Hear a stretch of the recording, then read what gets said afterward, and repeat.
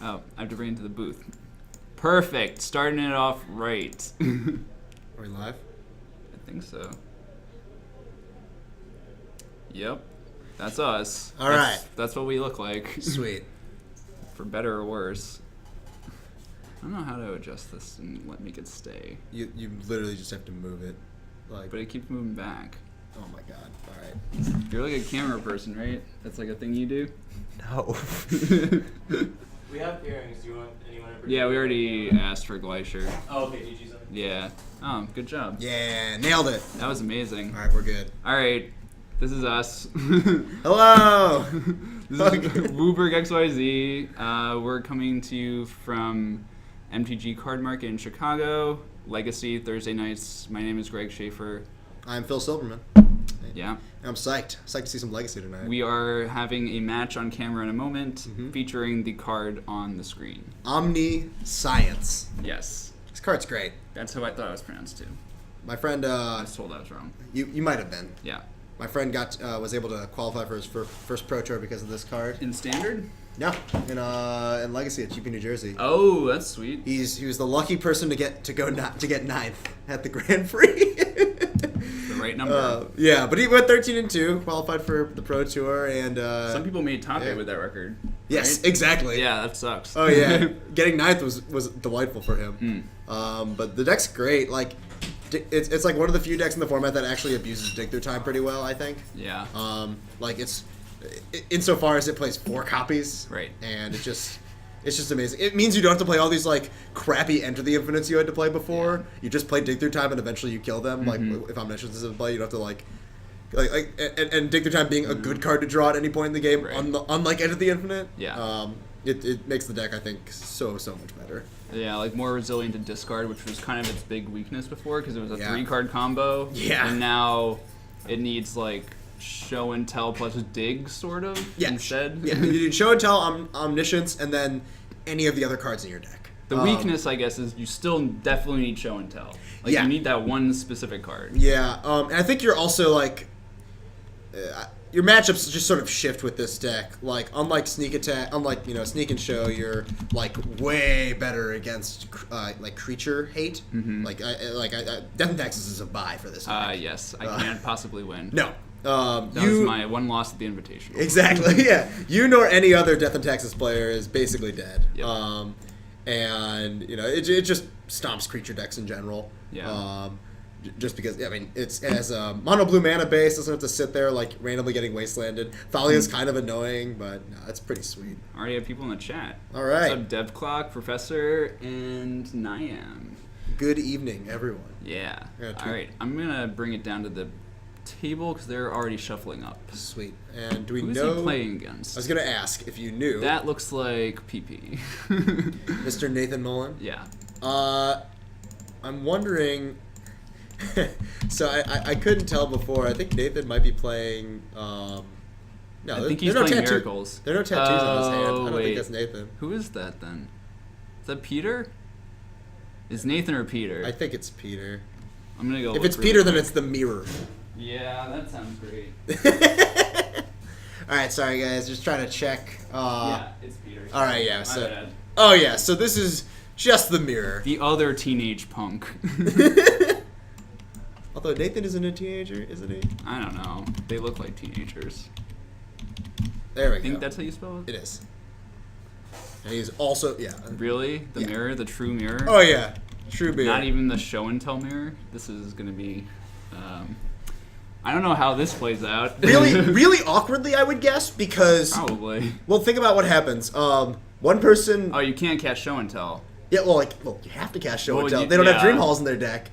Like, I know I've seen like maybe one copy of the card, but so one player is going to cast show and tell. They're both going to put in Omniscience, theoretically, and then the first player to cast a spell after that loses. Great. Because that sounds great. You want to be the first one to... You want to respond. Yeah. The first person just like dig through time, and you're like, I'll respond. Dig through time, God. Cunning Wish, kill you. That's the other thing. Like the normal kill. Actually, no, that's not true. If it's your turn, you probably win because you can just cast Emrakul.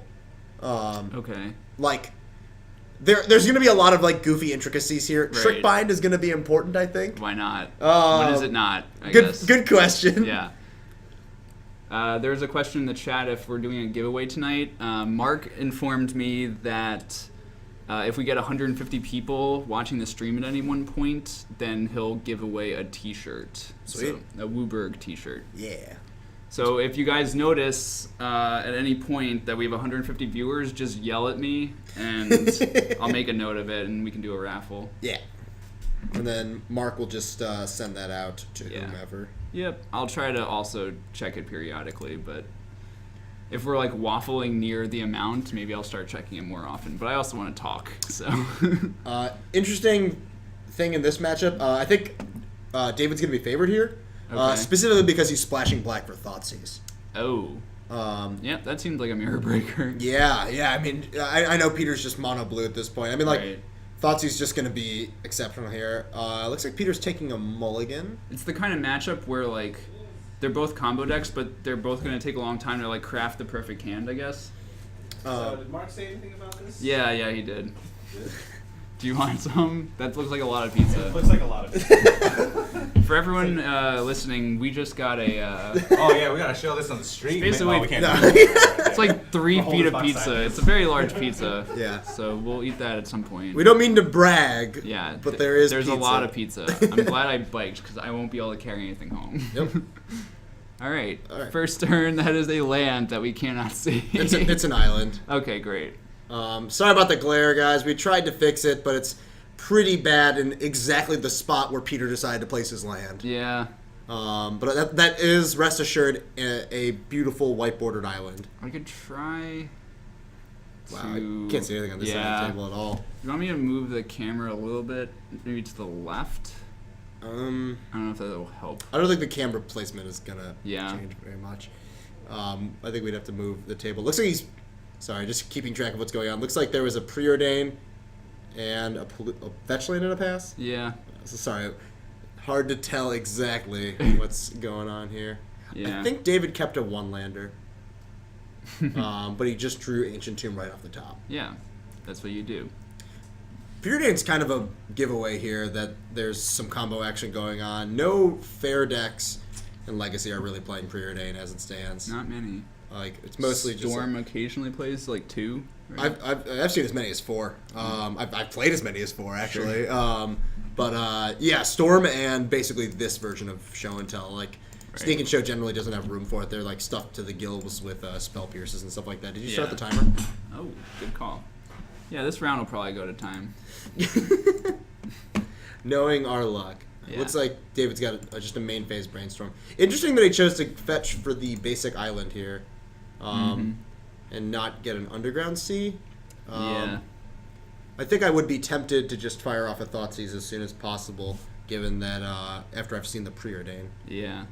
Everyone, we're going to try to work on the glare, but we don't want to disrupt their game. So we'll try to do it either between games or like between rounds. Yes, this is Glare of Heresy, in case you were wondering. Fortunately, this matchup seems like it's going to be largely played in the hand rather than on the table. In the hand and maybe on the stack, but unfortunately the stack is on the table. Well, maybe they'll put it in the middle where there's less glare. I mean- I don't know. We can dream. Yeah, because the glare spot is like right in the middle of Peter's side. Maybe we Unfortunately. could just scoot it this way or something. Oh yeah, that's a good point. Yeah. All right, so here David's fetching the underground sea. I think he's just going to fire off a Thoughtseize here, see what's going on Peter's side of the table. Looks like Peter has Brainstorm. Omniscience, Ancient Tomb, and something else. Bunch of blue cards. We'll find out in a second. Yeah. I don't think this is getting Force of Willed. And Probably not. I He believe, might brainstorm in response to hide something. I believe the land in play is oh no, it was a Blue Delta. Never mind. Okay. All right, I can see slightly better now. Oddly enough, never mind. Yeah. It's certain spots are less bad than others. Yeah. Where his land is right now is just about the worst. Yes. Oh boy. Yeah, we're gonna try and get that fixed again, but nothing we can do right at the moment.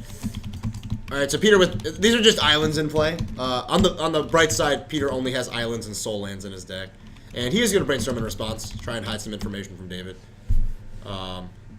This seems like a pretty good play for him.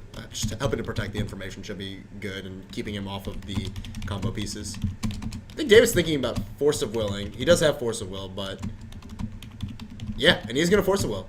Pitching. Crazy. Let's see. He has a Preordain and a Brainstorm to choose from, as well as an Omniscience. Interestingly, he's thinking of pitching the Brainstorm instead of the Preordain. What do you think about that? Not a big fan. So he has 2 lands, 2 soul lands. Omniscience Brainstorm? What's the last card? No. I'm not sure. My God. I think that might be Brainstorm. That could be my subconscious, like, just projecting right onto the blank card.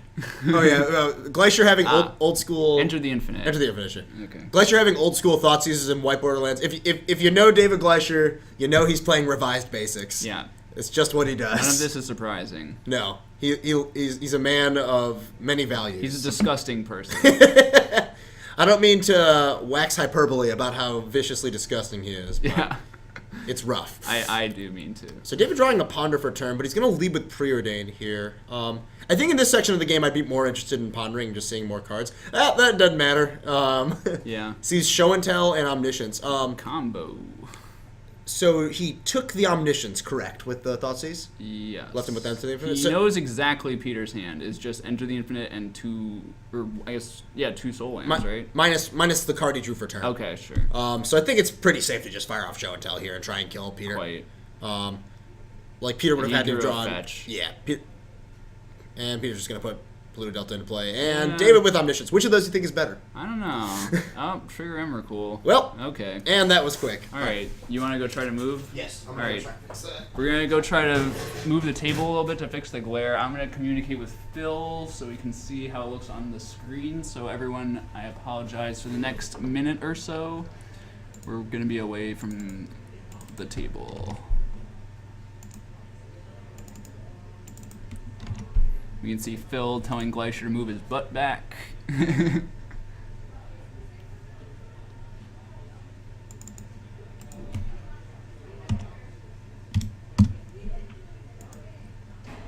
Earthquake.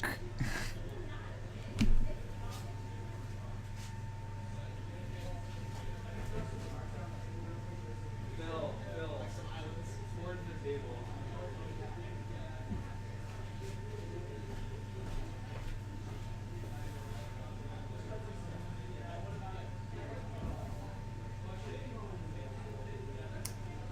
Give us. I did not see Bob in the crowd tonight, but I'll check for him later.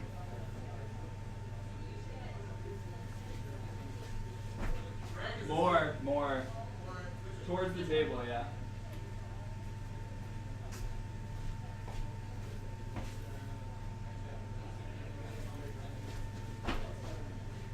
More and a little clockwise.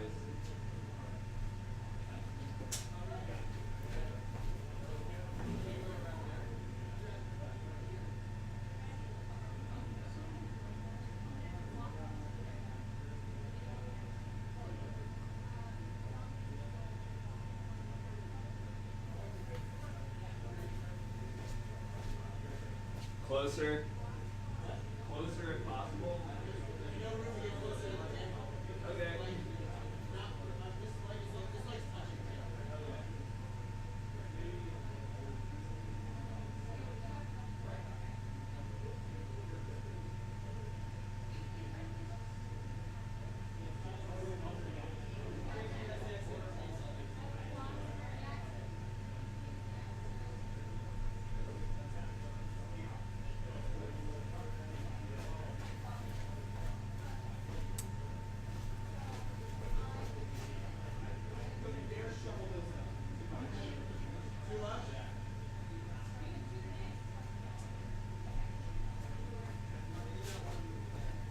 Thanks for bearing with us, everyone. Just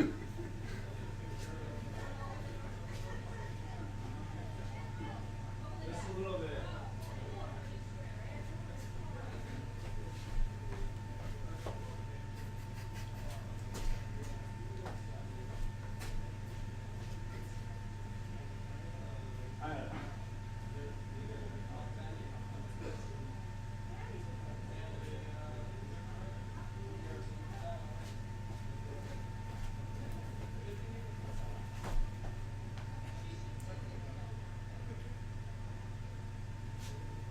Thanks for bearing with us, guys. Phil's fixing this. Yeah.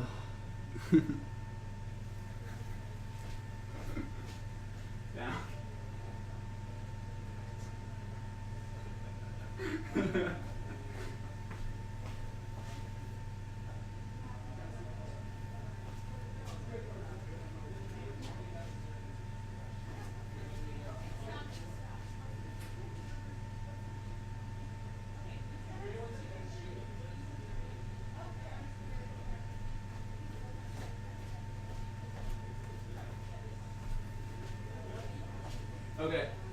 Yeah. All right. That only took a year. Sorry, everyone. We actually see all the cards? It seemed like it. It definitely seemed better. Expert cameraman Phil Silverman. Yep. Only took 20 tries. It's still crooked. You know, it was close enough. All right. Sorry about the technical difficulties. We are clearly really good at all this. Yeah. Petrunkin, Mark's busy on Thursdays nowadays. His wife works a lot of nights, but I think Thursday is one of her days off. So he has to commit that time to hanging out with her. Mm-hmm. So you have us. Respect. You're welcome. We're happy to see you guys too. Yeah. We're hoping it's reciprocated. But all right.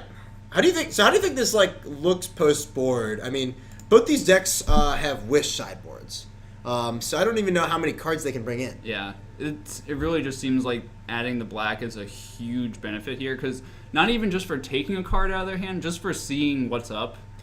Yeah, it's a huge edge. Yeah, I mean, the knowledge is super important. I know at least other versions of the deck I've seen have often run Utaxian Probe. And sure. Probe is just an insane card, Yeah. Specifically for that information. Peter might be playing it. Yeah, we haven't seen. We didn't really see many cards from Peter's deck. His draw of that game was not great. No, but I don't think we're gonna see too much difference. I definitely see that Glacier. I think he just sideboarded out a Probe actually, but it would seem that David's deck, just having these Thoughtseizes is gonna really advantage him here. Right. I'm not sure what kind of disruption Peter is gonna be able to bring in. Maybe some sort of. I know I saw when he was paging through his sideboard before. I saw a Swan Song. Okay. I'm sure that'll be great. He might die to the beats though. Yeah, I mean maybe.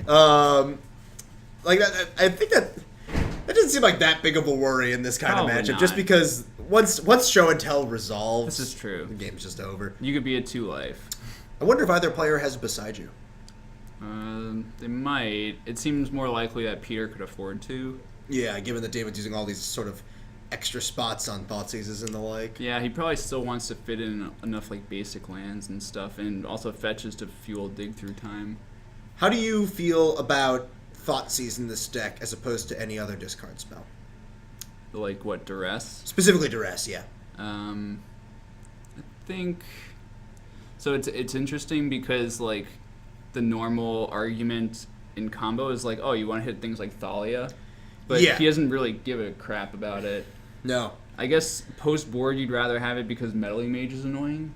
Meddling Mage is a frustrating card, yeah. So it's sort of like a concession to the common sideboard cards against you. But given that he's playing black, I saw that he has access to Massacre in his sideboard. He does. That's a friendly card. Yeah, it's a beating, as they say. Yeah. By the way, I've noticed that in Peter's opening hand, there is a Beside You. Oh, I thought you were going to say there is a Massacre. No. That would be an interesting sideboard choice. Yeah, that would be aggressive. And Massacre, the bane of every... Oh my god, it's still glared. I think we could safely blame this on Peter. Yeah. Looks like he's starting it off with a Preordain. We were going to tell you what's going on based on what their actions are. Sounds good. It's just right in the middle. All right, so we got a Preordain. I don't know what happened to the lighting that changed. Yeah, we've never had this problem in the past. I don't know why it's happening now, and it's only on that side of the table. Yeah. All right, so we got a fetch from David, going down to 19. We need an umbrella. Yeah, that's what we need. We need better lighting equipment. Yep.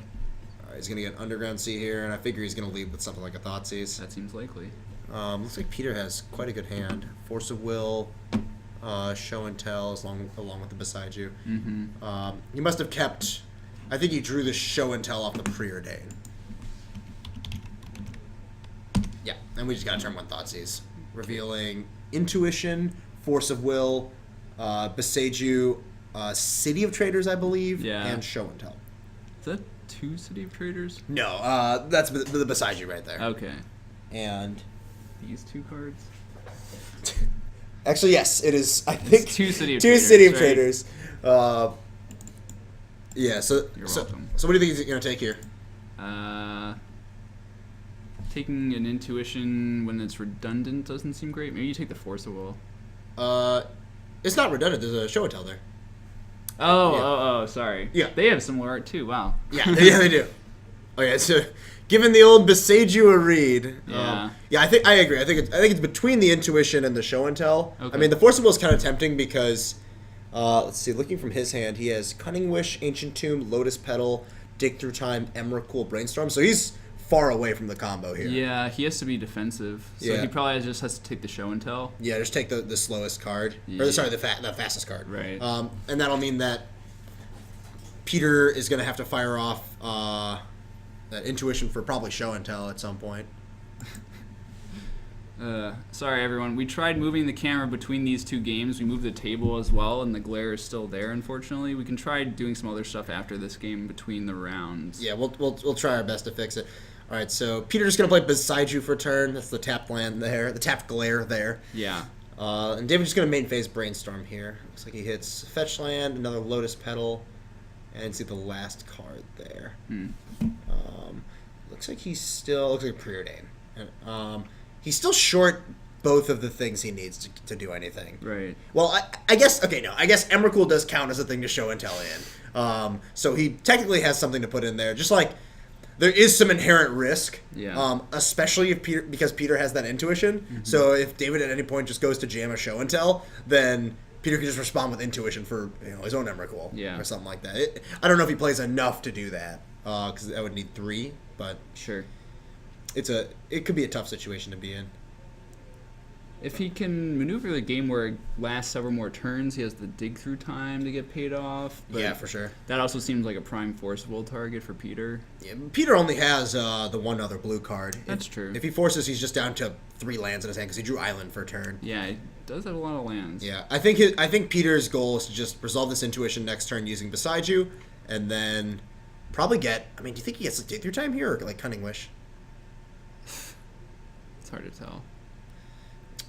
So David's still resolving this Brainstorm, trying to figure out what to do here. I'm actually surprised there are Lotus Petals in the deck. I thought that the Omni decks in general didn't play Petal. It's a reward for rewards playing a bunch of dig through times though. Yeah, it is good with Dig Through Time, but I feel like the deck's already pretty good with Dig Through Time. That's true. I don't know if you necessarily need help. Like, Maybe you just need to get to 3 mana quicker, like not only just for casting Show and Tell, but also like intuition. I guess it's helpful. I mean, and Cunning Wish. Yeah. But I mean, the problem is, you get to that 3. I guess the idea is that turn 2 you play a 3-drop, turn 3 you play a 3-drop. Yeah, with your 3rd land. Yeah. If you don't have a soul land. True. So David gonna fetch here, completing his Brainstorm. He's probably just gonna get an Underground Sea. No Blood Moons to really play around here. Looks like he's gonna get a Basic Island, just in case. Sure. And I think he's just gonna cast a Preordain. Yeah. See some more cards. Down to 16. I don't think anyone's in there. You already win, Alessandro? I think he did. I'm gonna assume you did. Yeah. So he's just gonna play Preordain. Sasquatch trolling us in the chat saying Pauper is the new legacy. Sort of. Pauper is the new legacy? It's something. I don't even know what that means. It doesn't mean anything. Okay. I was worried it meant something, but I'm glad to know that it in fact does not. Yep. Have you ever played the format, Pauper? Pauper? No, I've looked at deck lists though. Some of them look sweet. I used to play, but back in the Wild West years. Online? Yeah. Yeah. Before they banned all the good cards. Okay. All the broken cards. Sure. Like Frantic Search was still legal. when I Yeah. played. So you just played Storm? No, I just lost to it. Okay. I didn't want to buy the cards that were expensive. I played Affinity. I think David bottomed. Did David forget to draw? He might have. I don't think he drew off that Preordain. It doesn't really seem like he did. I think he resolved it like Serum Visions. I'm like 90% sure he didn't draw off that Preordain. It definitely seems like he didn't. He might be realizing it right now. I mean, you can go out. You should go out. David,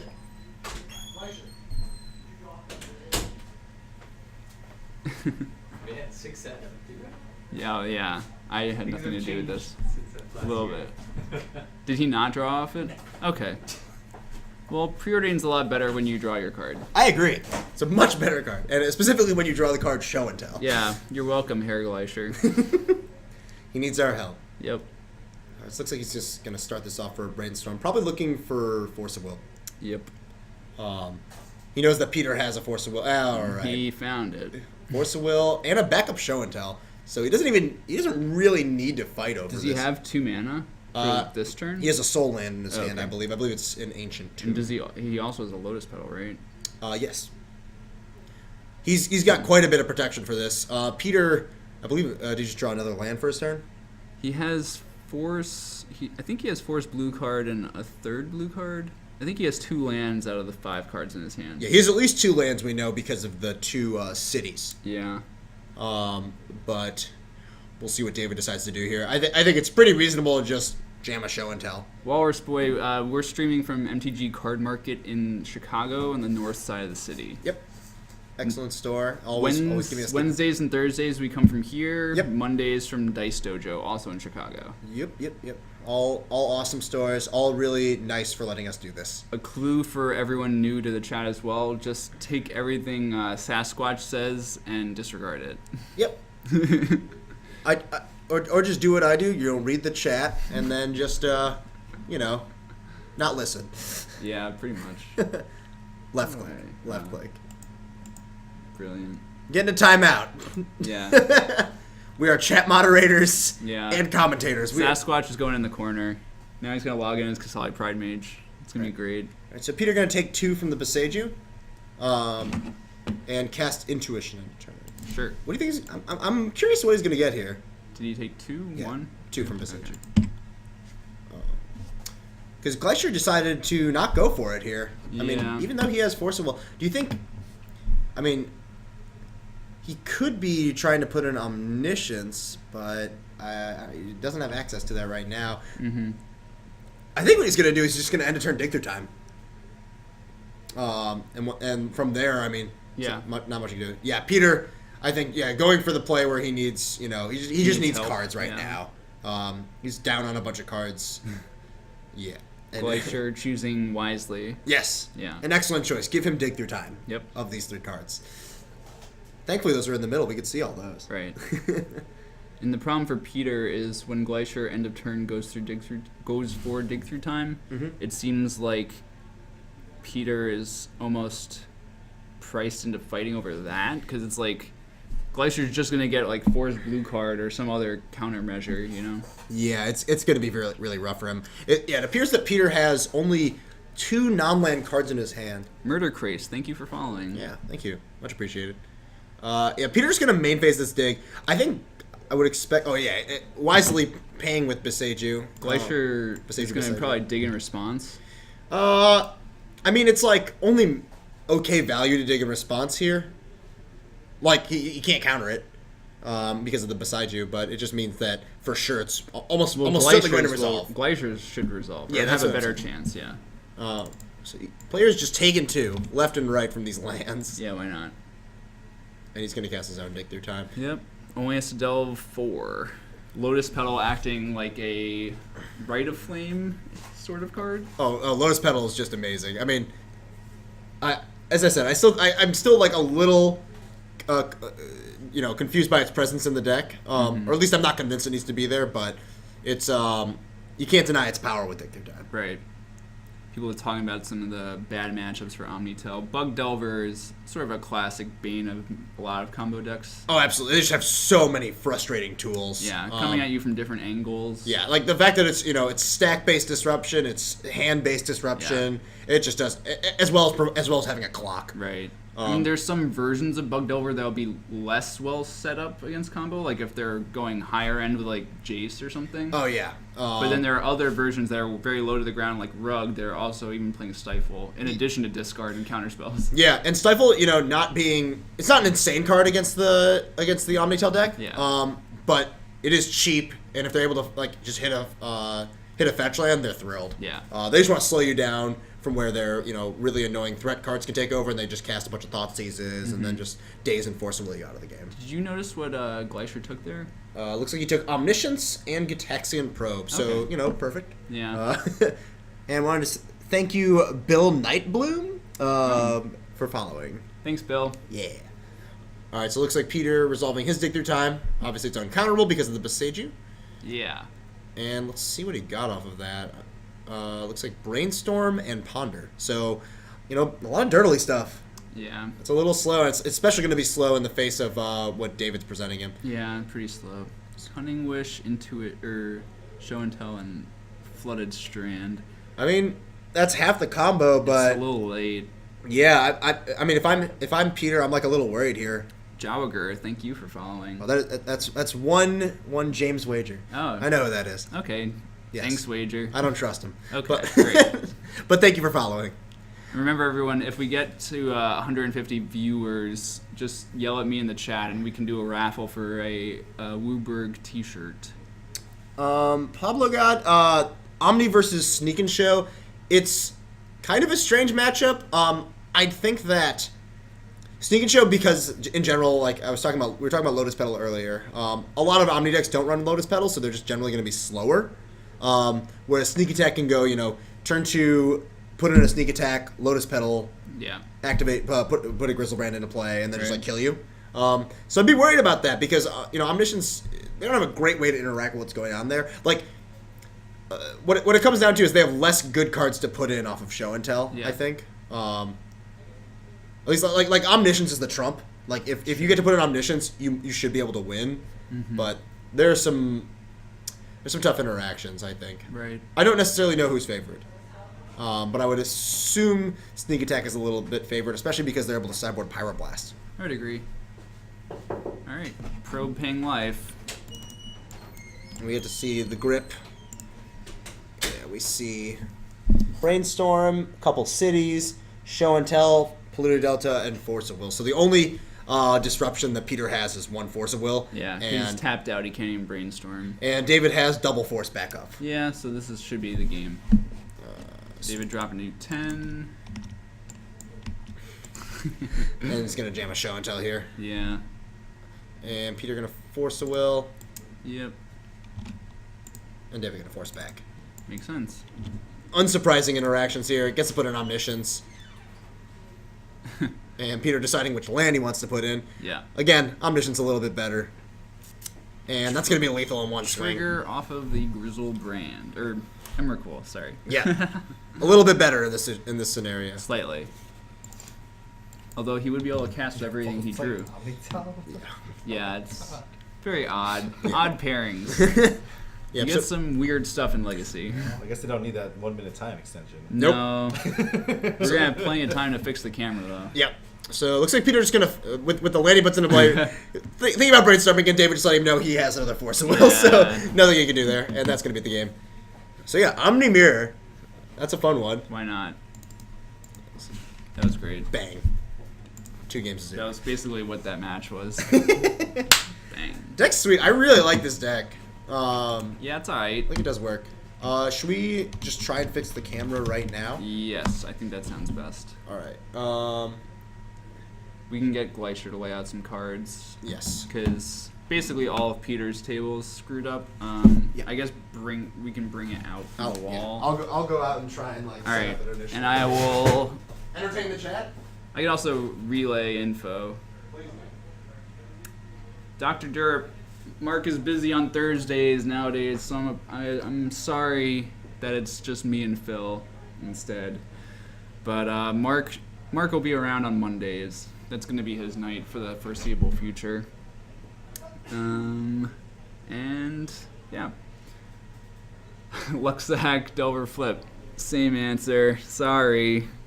Mark might be around later, but don't count on it. And remember, if we get to 150 viewers in the chat, everyone can just yell at me and we can do a raffle. Mark said at 150 is the number to shoot for. And yeah, we'll raffle off a WUBRGxyz t-shirt. Sadly, I'm not wearing my own tonight, so I can't show you guys what it looks like. I can assure you that it is sweet. Peb, well, Mark is not playing tonight, and he's asking if there are any mud decks tonight. I know there was someone who was playing mud last week who wasn't Mark. He was new to the store, but I did not notice him here today. There were also a lot of people out there, though, so don't hold me to that.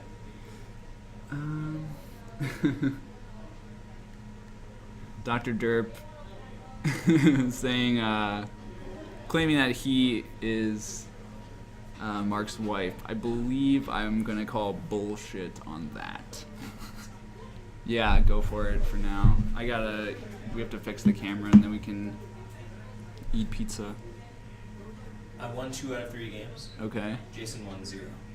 Okay. I had to force a draw. Yeah, makes sense. Professor asks if there's any Storm or Delver tonight. I would presume that there's some amount of Delver. Doomsday, I haven't seen any of that. Okay. Instead of Storm, we might have Doomsday in the house. Is it Jason? Okay. Okay. So apparently Doomsday lost round 1 to Kyle, who's playing World Gorger Dragon combo. So if we can... Well, actually, I guess we can probably just have Kyle on camera next round, actually, if you'd like to play. Okay. That'll be easy. We're trying to fix the glare on the table right now so everyone can have this fun experience with us. Assless Chapsman says, Mark hasn't been home in days.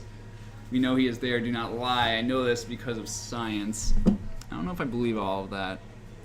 Oh god, that glare just won't go away. Now it's a little less centered, but it's still bad. What's different now? I don't know. The problem is that the lights don't have like covers, plastic covers. I don't know if there's going to be any real fixing this because we can't move the table too much, unfortunately. Maybe we could move the mats down and raise the camera angle. Yeah. Well, less straight down, because the problem is that the light's almost straight overhead. So if we move the mats down the table closer to the wall, we might be able to get around some of the glare. Dev Clock says hit the dimmer switch. I don't know if there is one. Can you get the camera more towards the center of the table? We have an apparatus, but I don't know how far it can stretch. I think getting it more directly above would be bad because the lights are coming straight down. Yeah, the problem is that the light's almost over the table, and we have no way of just turning off that one light, I don't think. Go out there and unscrew it. Yeah, but I don't want to like I don't want to break their store. Oh, they might be hopping in on the Twitch stream on their phone to see how it looks. This is clever. Oh, now they're climbing on the chair for some reason. Probably unscrewing the lights. Maybe. That would be smart. People telling us to take the bulb out. Yep. So everyone can experience this adventure with Phil. What does it look like? Glary, People in the chat are suggesting taking the light bulbs out. Unscrewing the bulbs. Well, they're fluorescent, so. Are they hot? Yeah, Do they get hot? they get hot. Also, I don't want to do that. Yeah, that was my answer too. It's just right in the center. I was thinking we could move the mats down the table closer to the wall and then have the angle shoot further out rather than straight down. I don't know if that would do enough. A wider angle seems like it would be okay because the glare because the light's going. Yeah. Yeah. So everyone can see our troubles tonight. I might pop out my Invisalign right now so I can eat some of this pizza. Kyle, do you want me privy to this disgusting display? Are they hard to take out? Not really. I'm just new at it. People in the chat telling us not to be girly men and just grab it and twist it out. I think there's like 3 or 4 bulbs though. We also don't want to break them because that would be pretty poor.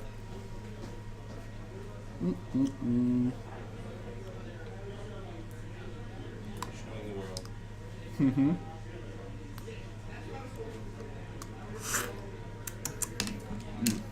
That was disgusting. Is it just on your top teeth?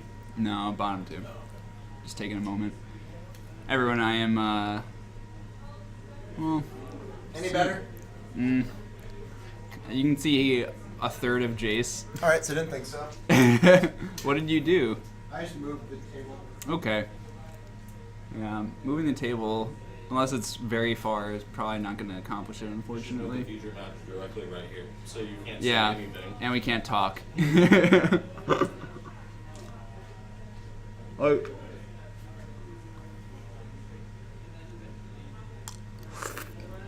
Alright, so they're moving that back. Nope.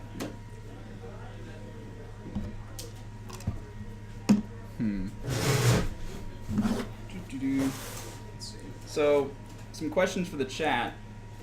I figure we can talk about some spoilers.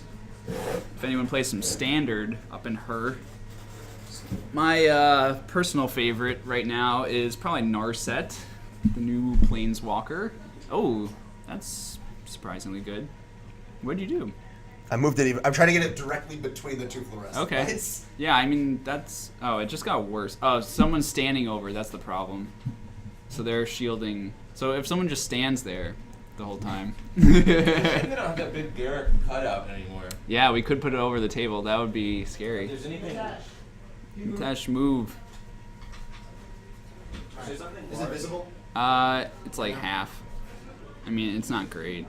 That basically just means that here is gonna be bad instead, Is there a way right? to make this stand up next to the table? Yeah.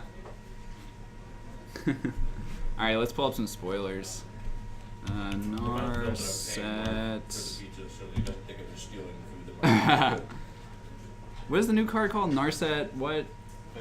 No. No, Enlightened Tutor is the other one. Enlightened Master? No, or No, it was Narset Transcendent, right? Oh, Or right. Transcended.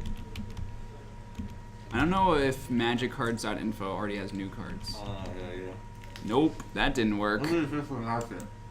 Just Narset. Just Narset. Just search Narset.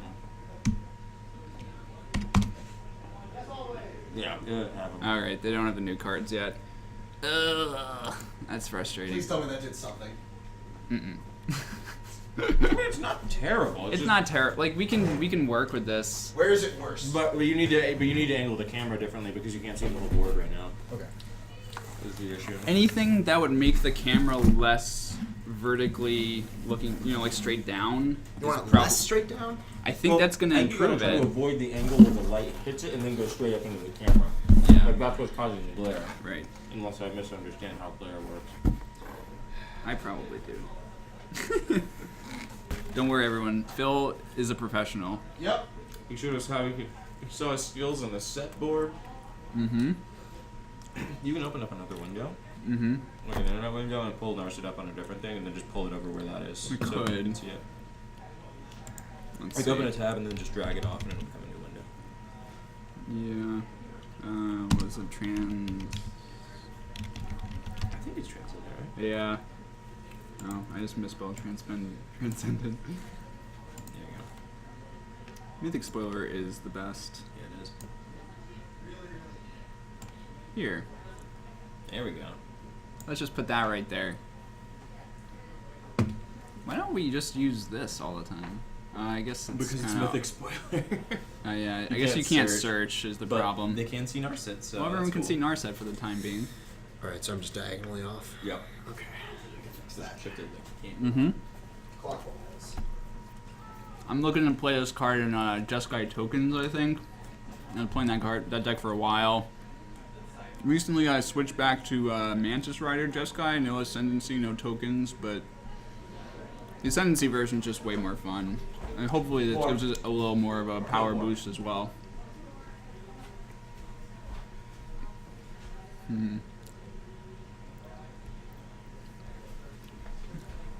Phil, Yeah, just a little bit. Phil's fixing the camera. I don't think he moved it. I don't know. I mean, that's not terrible. If No. it just They're fine. If you just like barely inch it forward and do it clockwise, just clockwise. And just, So Pablo, I think there are benefits to the blue-red version. Like, Burning Wish is a super powerful card, but it's curious. That's actually not bad. You think that'll work? Yeah, it's fine. I mean, the one spot's gonna be glary, but at least we can see part of the cards. What if you just got some tape and said, don't put cards right here? Yeah. This part of the table is lava. DevCloud says, Rending Volley is going to destroy my twin deck. I don't know if that's like a twin death now. Yeah, Combust is already a card. I mean, it's obviously a slight upgrade to Combust, but not that many decks were playing Combust to begin with. Like, it was mostly like a card for the Twin Mirror, or like maybe a one-of in Affinity or something. So, what are we gonna check out next? I have the round pairings. Oh, okay. Can we put Kyle on, actually? Me. No, Norman. He's playing World that Kyle. Gorger. Ooh, yeah. Everyone likes watching World Gorger. I guess if you haven't seen it before. Yeah. I don't mind it. I've seen it, too. I want to see how good the deck is, really. It's like, it's a deck that people in, like, on chat forums about Legacy have been saying they've been doing really well with, but no one's done well with it like a big And a tournament miniature event yet? But there haven't even really been many made. There's been like the one, right? Yeah. Really? It was just indie. Alright. It's good enough, Phil. You did a great job. Oh. I am a professional. Yep. As they say. It's a pizza. Yeah. We're gonna eat all of this pizza and subject you guys to it. So we're talking about spoilers? Yeah, I was talking about Narset and Jeskai tokens, Yeah, that's like the only place where it seems like it would fit. but it seems really good there. Yeah. Yeah, I mean, like, the one card I want to rebound more than anything else is Stoke the Flames. Right. Yeah, one of the nice things is that Jeskai Tokens is probably one of the few decks that can actually rebound immediately with her on turn 4. Like, if you go 2-drop creature into Portling Outburst into Narset Stoke, right? You don't even need, I mean, like, even who knows if 2-drop creatures are even going to be present. Dragon Sure. Fodder's getting reprinted, which is even better. Maybe. I do really... I think Dragon Fodder's real nice. I suppose. I like Soulfire Grandmaster, but yeah, maybe you're right. You just don't need any creatures really at this point. Who needs to draw all three or then? Is that what you're supposed to do? You Very probably skilled. could have won that game without it, frankly. That's probably why I forgot to do it. But yeah, rebounding Stoke the Flames seems amazing. Yeah, and Chad was also talking about that new red card. You're going to need to be a little more specific. The one that's like Combust. It is called Rending Volley, I think. Never seen it. Really? Oh, let's find it. Just go back. Nope. Why would you do this? Doing It's it. the most complicated way to do this. So many more clicks. Already did it. That was so quick.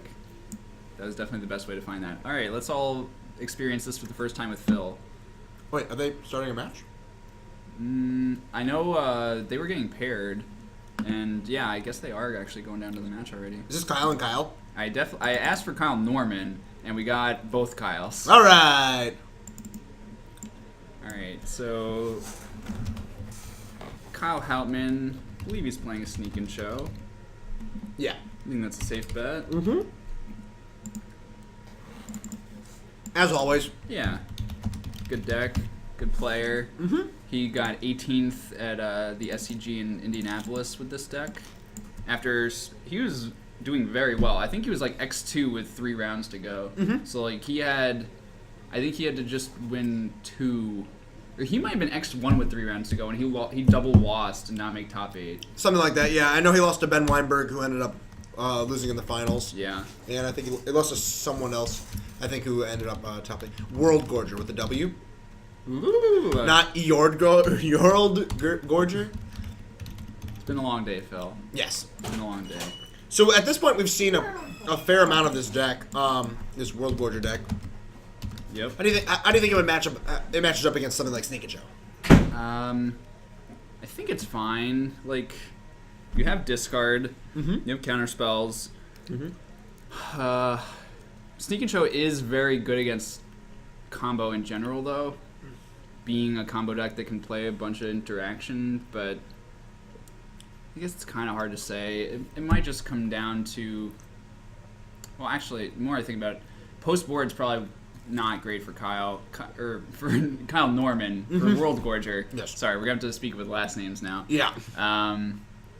Because Graveyard Hate is pretty good against Norman, and it doesn't affect Hauptmann much at all, except for dig through time. Grafdigger's Cage is a pretty big beating. Yeah. All right, let me reset the overlay. For some reason, I did not do that while you were working out there. I think it was because I was scumming. Busy scumming. We're very unprofessional here. Yeah, sorry. Sorry. It was mostly me. Yeah. All right, we got to turn... Placing it directly in the center where we told him not to place the card. Sounds good. And Kyle going to pay 2 life and take a look at... Kyle Hauptmann going to play 2 life and look at Kyle Norman's hand. Yeah. I like what's going on with Kyle Norman's hand here. It's got Dance of the Dead, a couple Cunning Wishes, and a Brainstorm. So he replaced. So he put Dance of the Dead in place of Necromancy? yes. Yeah, just because it's 2 mana as opposed to 3. Yeah. It makes sense. It does the same thing, right? It just like has the same text. You can't effectively. cast it at instant speed. I think that's the drawback. Necromancy you can. Or How much does that Necromancy. matter? Probably not a lot. I think he said he never cast it at instant speed. Yeah, I feel like it's almost never gonna come up. Are they 1-0? Yeah. Right below it. 18. Oh. It looks like we got a main phase Brainstorm from Kyle Hauptmann.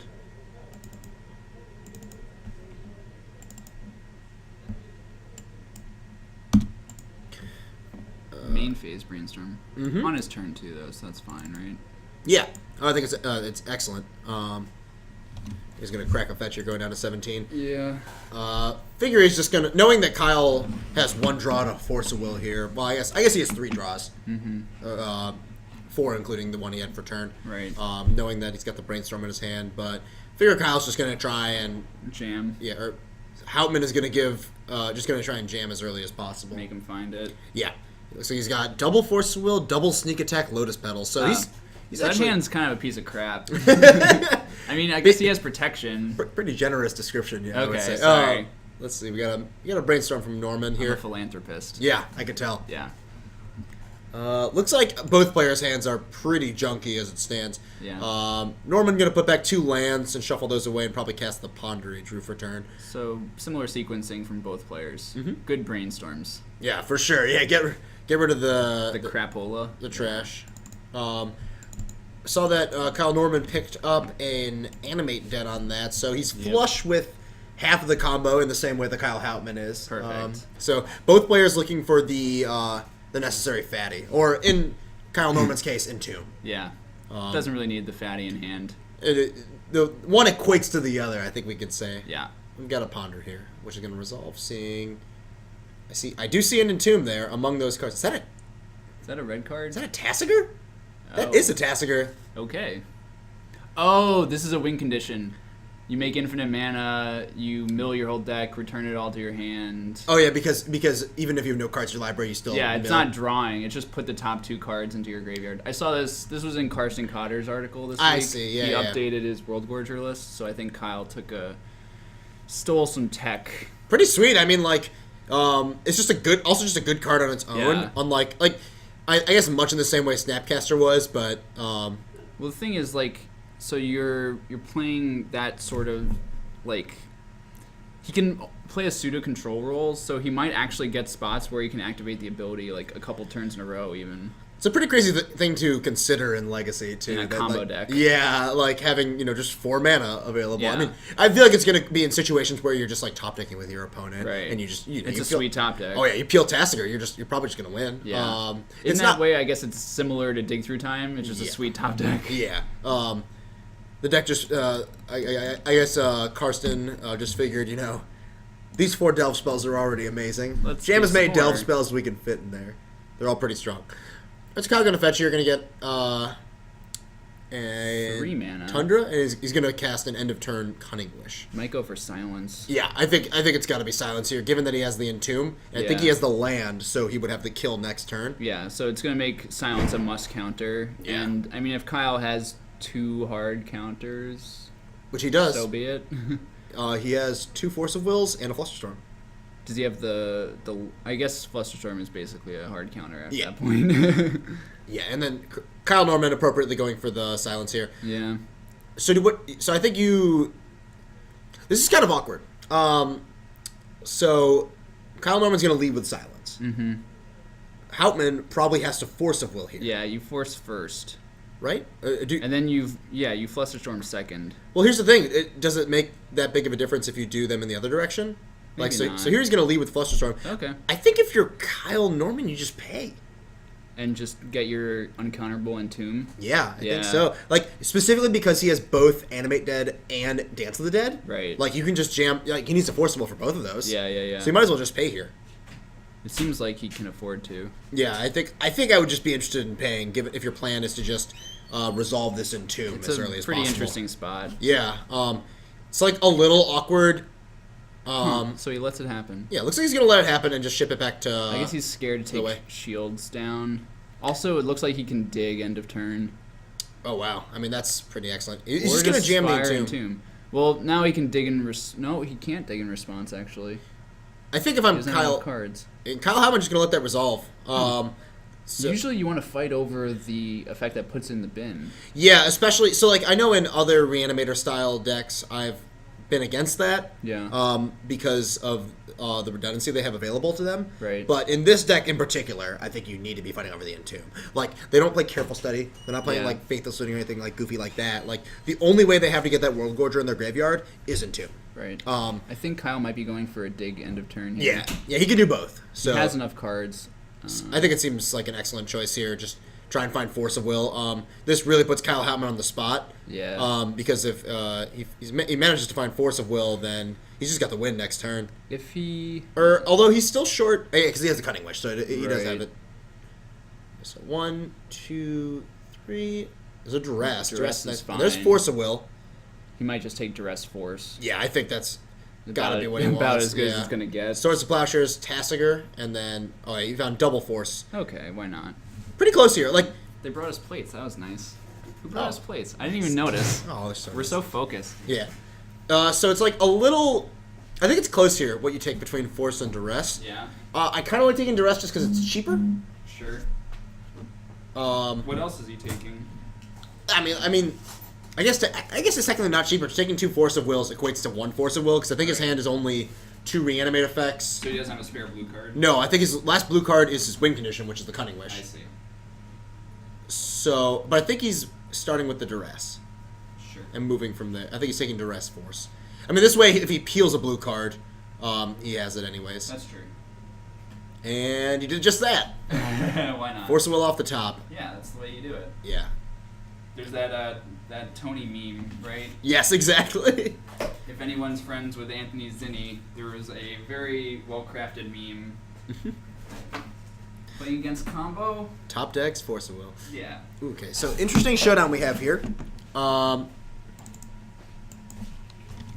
Kyle Norman leading with the Duress. Houtman is going to force, and then Norman's going to force back.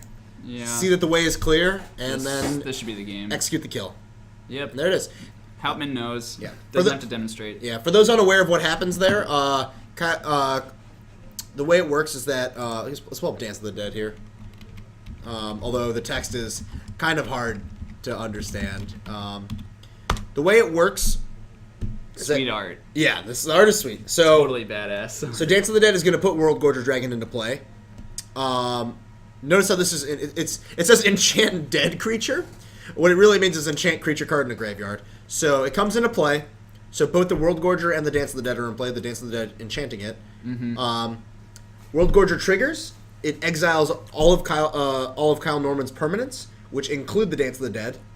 So the World Gorger Dragon will leave play. Yep. And then it re-triggers and brings everything back, including the Dance of the Dead and the lands. The key part here is the lands come back untapped. Mm-hmm. So you just keep floating mana each time. So you effectively generate infinite mana this way. Of the colors that you have in play. Yes. So some of the ways this deck has to kill. The main way that he demonstrated there was that he had Cunning Wish. Cunning Wish means he gets to go find a Stroke of Genius in his sideboard. I think he has Blue Sun Zenith today. Or Blue Sun Zenith, what have you. Foil copy is the And reason why. sure. And then make target player draw their deck, which kills Another him. way he can win is Nephalia Drownyard. Yep. So yeah, Nephalia Drownyard. I'll pull that up. He just makes infinite mana, so Drownyard is just going to keep coming into play on tap, so you can just mill him out. This is a matchup where Drownyard is terrible. Well, I should say it's not a win condition because of Mr. Houtman's Emrakul's.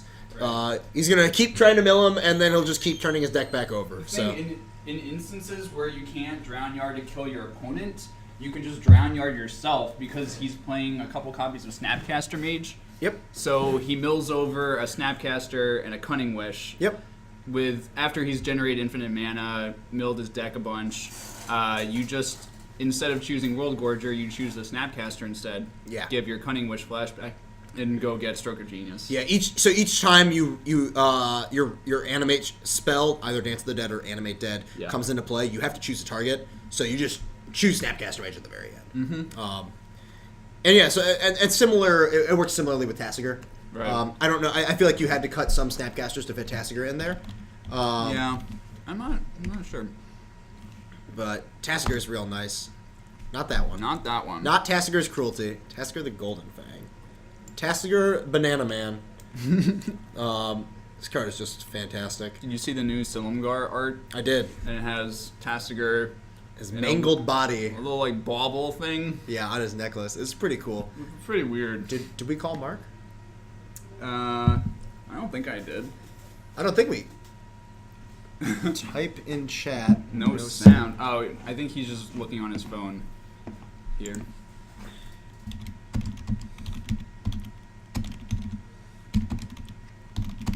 Right. Both players doing some sideboarding here. What the crap? Sorry, guys. That was me. Everyone's getting all excited because Mark's in the chat now. What are we? What are we to you? Chopped liver?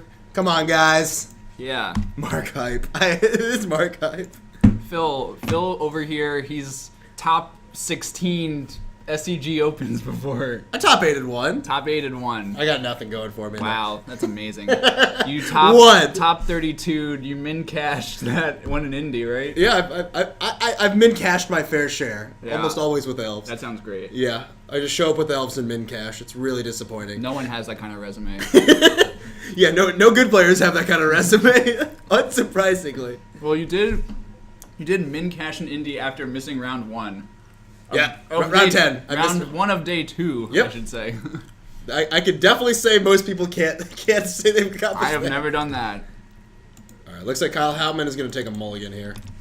I think Norman is keeping his 7, though. Looks like it's a little land heavy. I think he's at least 3 lands in there, but he has a couple Ponders, a Flusterstorm, and an Animate Dead. All right, have you top 8 a PTQ? I top 8 a few. Wow. Wow? Wow. Man.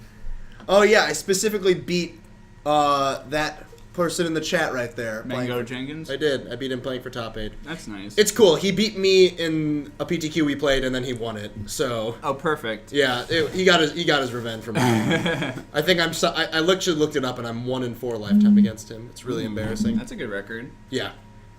Not. Moving on. Yeah. This is still the first mulligan, correct? Yes. Okay. I think.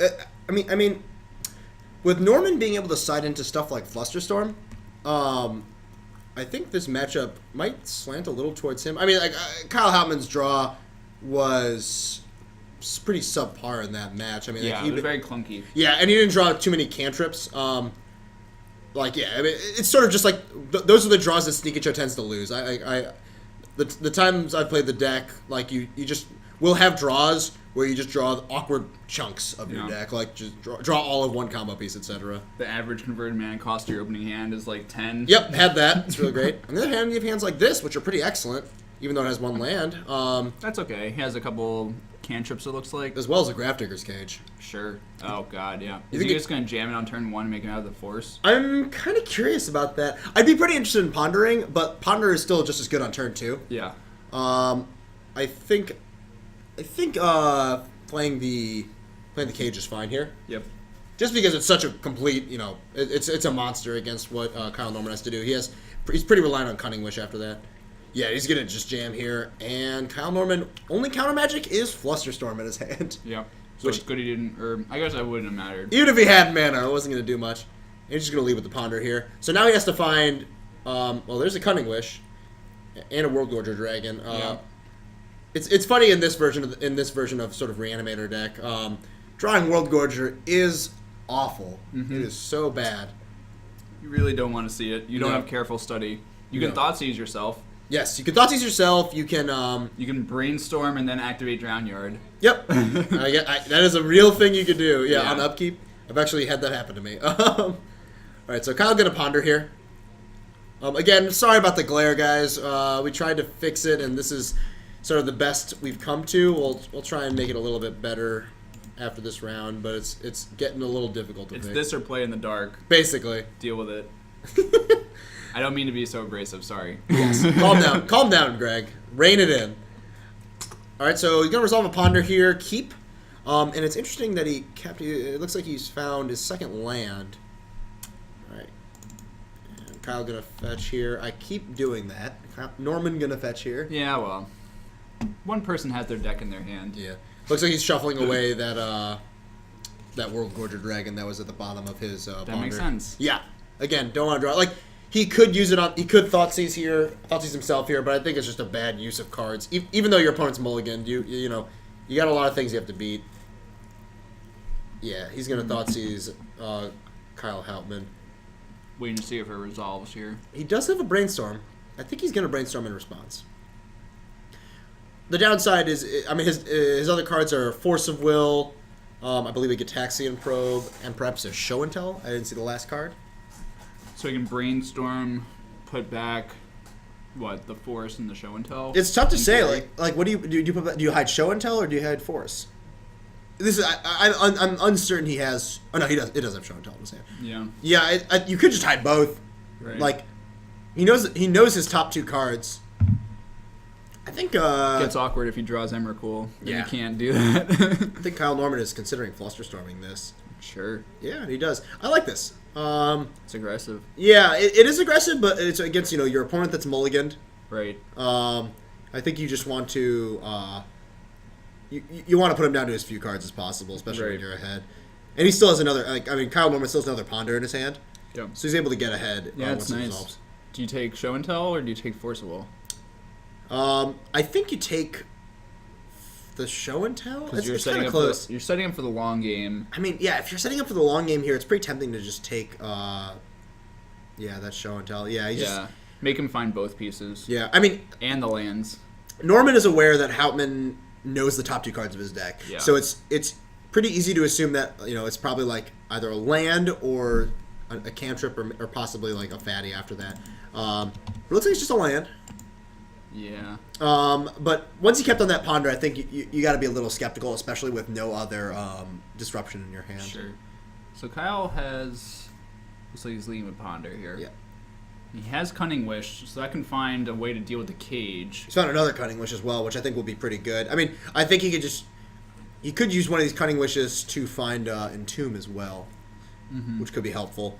It's a little awkward the way his mana's working this game. I don't believe he has another land in his hand, so he won't be able to Cunning Wish this turn. He's going to have to wait a whole other turn. Yeah. I know there's another Animate Dead in there, and he certainly doesn't need another one of those. I know he has at least 2 copies of that in his hand. I think he plays 6 of that effect total in the deck. 6, interesting. I think so. That seems kind of low to me. I think it's 4 and 2, yeah. Huh. And 4 Entombs. Yeah, the four and two, or not, he's not playing 3 and then 1 on the sideboard. I don't think so. Oh, that's interesting. He might be. So don't hold me to Yeah, that. I feel like you have to if you want your Cunning Wishes If to be you're, as good as you're possible. playing Cunning Wish, you're kind of... Yeah. So we get to see what the last card Kyle kept from his Ponder is here, and it looks like a red card. is it? No, it looks like it's a Brainstorm. It's a foil Brainstorm. Yeah. So curious. Look He at has Sneak Attack in his hand. Yeah, he has sneak attack and force of will, and it looks like he drew two of the cards he drew off this were lands. Yeah. Including a fetch land. I can't really see what the last card is, but it appears that he doesn't care too much about it. He's thinking about shuffling it away. I think it's a cantrip. Walrus comments on Kyle Norman's board, lands in front like a boss. My question is, what isn't in front of his hand? It's not like he has creatures. Yeah. Also, lands in front sucks. I mean, I would argue with Greg on this one, but he's correct. It does. Yeah. You do like to argue with me. Yes, it's very fun. Norman fetching a basic island. Mm-hmm. It's weird that everyone's fetching basics. I mean, Sneak and Show is a notable sideboard Blood Moon deck, and Oh, okay. it is post board, so I think it's fair to fetch basics here. Like, it's one of those things where he's ahead, so you might as well not risk anything. Mm-hmm. So he has a fourth land. I don't know if he plays a basic plains. He probably doesn't. I don't think he can afford a basic plains in this deck. This deck is pretty low on lands as it is. That's a good point. Looks like but he did draw the best card he could have drawn this turn. He drew Entomb. Sure, why not? Yeah, pretty perfect. Lands in front separates the men from the boys. So the men play with them in the back. Yes, I think that's the correct The interpretation. boys there. are in the front. Yes. Okay. All right, we have end of turn Cunning Wish. This kind of feels like it sort of feels like a bait, but I think he's just going to get silenced if it resolves. Sure, why not? Well, he needs a way to deal with the cage. Oh yeah, I guess he still doesn't need to beat this cage. So probably maybe some sort of Echoing Truth. I know he's playing. What's it called? He's playing Disenchant? No. Oh. Well, he might have one of that effect as well, but he also has the Overload bounce spell, Cyclonic Rift. Cyclonic Rift. I think his thinking was like. What is he ready for? Ensnaring Bridge? I mean, what do you yeah, need that? I mean, you don't I even need don't know. that. Oh, it does beat multiple ley lines and other things. Yeah. Like, so I guess it's slightly better than Echoing Truth. Oh, he just got to dig through time. Okay. I kind of like this. Like, he knows that Kyle Hautman's hand is terrible. Yeah, he has time. He just wants cards. Yeah. And he he has Entomb. He has the Cunning Wish. He doesn't really need much more. Yeah, he needs to burn these Cunning Wish, or at least one Cunning Wish on the way to deal with the cage. I think, in this dig through time we'll find him perhaps another Cunning Wish, or perhaps Force of Will to keep him in the game. Yeah. I think he could be a little more. I mean, I'm not sure what his options are as far as the sideboard goes. Like Echoing Truth is probably the one card that's definitely in there. Well, he took it out for a Rift. Interesting. Yeah. See, that's a little unexpected to me. All right, so it looks like he's found Force of Will, Duress, another dig through time, which is not ideal. He's going to have two cards in his graveyard after he cracks that fetch. Mm-hmm. I think he's just going to end up taking this Duress and something else, and probably this dig. Honestly, he might take Force of Will. Maybe. I think Force of Will is like maybe the safest card to It's take fine, here. yeah. Yeah, he's not going to take the dig. He's just going to take Force Duress, I believe. Just draw into another dig. I mean, he doesn't need a ton more No. here. Yes, This looks Duress like probably takes Sneak Attack. Maybe Force Will. You might not be able to afford to. given that he has the Force of Will, yeah, he's just going to see it's Wipe Away, Oh, Force boy. of Will, and I don't think I can't see that third card there. I believe it's a Sneak He Attack. might have to take Wipe Away. He has to get rid of that card at some point, right? Before he goes off. Wipe Away is pretty not if he silences first. Oh, okay. Good point. Wipe Away a pretty frustrating card to deal with if you're going off with World Gorger Dragon. I mean that's sort of like the argument against playing World Gorger decks is that you're pretty cold to stuff like Swords to Plowshares and Abrupt Decay, and that's why Kyle moved towards playing this white version so he could have access to specifically Silence. Yeah. Wait, what? What? Oh, Oh, here. Yeah, that's your fault. it is.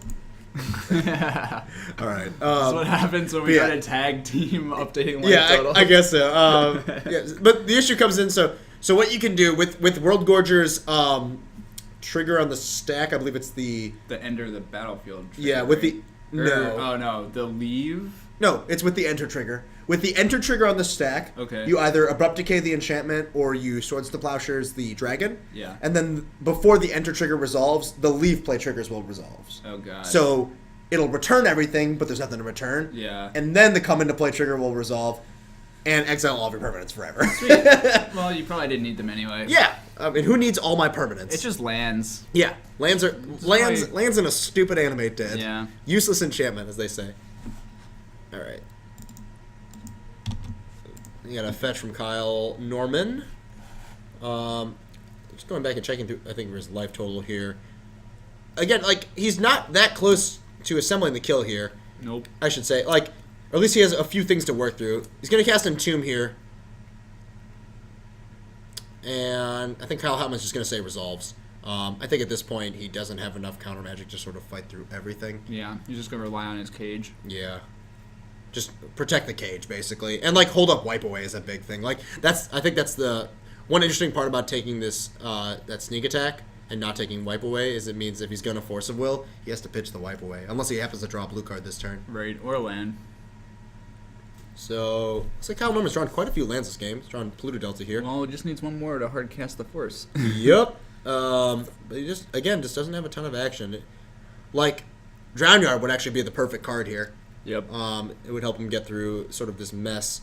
But he needs, both a Silence and a Echoing Truth type effect. Oof. Yeah, and he needs all to resolve. Yeah, there's another land. I think Drown Yard is just, ideal for getting through sort of the mess here. Kyle just should dig through time, too. I think this game is actually favoring Hautman at this point. At this point, it seems to be slanting that way, especially with Kyle Norman flooding out so badly. Yeah.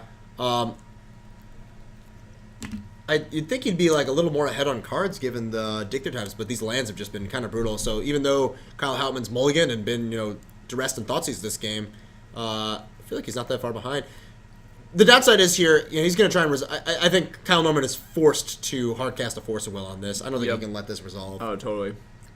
Yeah, use tap 5. Yeah. I don't think I would break the fetch yet. No. He still has Brainstorm in his deck. Yeah. So I think holding it is completely reasonable. Right. I think he's getting pretty close to running out of lands, though. Yeah, he might have wanted to actually hold one of the recent lands he played. Getting to 5 in play is important, just to hardcast Force. But past that, I don't know if you need it. But that's a pretty minor critique. Yeah. Yeah.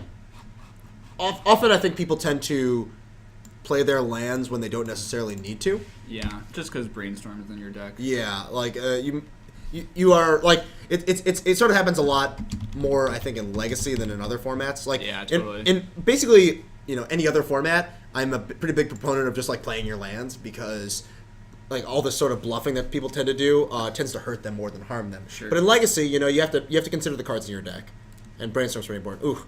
Really awkward draw from Kyle there. He draws Snapcaster Mage, and he cannot flash back any cards because, again, this cage is just brutal. It can attack for 2, though. Do you think he's going to flash it in? He might. It's pretty aggressive. It would be very aggressive. And that's a 9-turn clock right there. That's asking a lot, I think. Bring the beast. Yeah. Oh, that's a show and tell. Kyleman jamming show and tell He here. might put the Snapcaster into play if it resolves. So what can he do here? He can Cunning Wish. Basically, is his only real play. Yeah. He can Cunning Wish, but he knows that. He can snap Force of Will. Yeah. Oh, wait. No, nope, he cannot. He can't. Sorry. He can target the Force of Will. He definitely can't cast it. Yeah, I apologize. I think if you're Kyle Hautman here, you just let this Cunning Wish resolves. Like, what's the worst card he gets? Like another Flusterstorm, maybe? Yeah. Or maybe Envelop? That would be probably the sweetest card. But Probably. But none of these cards are going to beat his the Force of Will he has in his hand. Yeah. I think he's tempted to just Force of Will here just to, hope nothing. What does he have? happens. Does he have a fatty in hand? Yes, he has Grizzlebrand. Okay. I think he has the best one. Yes. As always, big hook hand demon. So there is a Cyclotic Griff that came to the front of his hand. He is, I want to point out, he can overload it. Mm-hmm. He has 7 lands. But I think the possibility of that resolving is 0 to none. Yeah. Yeah, so Norman just doing some math here, trying to figure out what his outs are. He's in pretty dire straits as is. Mm-hmm. Yeah, it's looking pretty horrific for him. Yeah, I'm not sure. Without knowing exactly what's in his sideboard, it's hard to see what he can get. Like, he would need a counterspell that beats Kyle Hautman's Force of Will, which I don't think exists. Yeah. Not in those colors. Nope, no counterflux here. Nope. That's the one I was thinking of. Like I remember when that card got printed, I used to see a few Miracles decks playing like one copy of that in their sideboard. Yeah. That went out of fashion very quickly. Yeah, they don't need 3 drops that badly. Yeah, it turns out Cancel is not legacy playable. Cancel with upside. Yeah. He's just gonna jam the Cyclonic Rift now. I kind of like this. And that's getting Force of Will immediately. Pitching that ever valuable wipe away though. Now the Rift is in the graveyard and can't be targeted by the Snapcaster. But this is all presuming that Norman doesn't just die right now in this turn, right? He's not gonna die. I'd be very surprised. Oh, if he it's didn't just die this turn. Grizzlebrand, right, Yes. right. Just a big old 7/7. Yeah. So for those watching right now, the Hook Hands Demon is in the center. Okay. We warned them about the center. It's the worst place for the glare. Yeah, well. They should just all play, further, a little lower to the hands. Yeah, close to the vest. Yeah. Yeah, and it looks They're like all very aggressive. and it looks like Kyle drew the worst possible card in World Gorger Dragon that turn. Sick. Don't think there's a worse draw. Well, he has a lot of lands, but none of them produced red. Nope. And even if they did, it wouldn't be good because casting World Gorger Dragon accomplishes basically nothing. Yeah, well. Gibbous tells us that it could be Last Word. Yeah, I did think of Last Word. Last Word does work. How flavorful.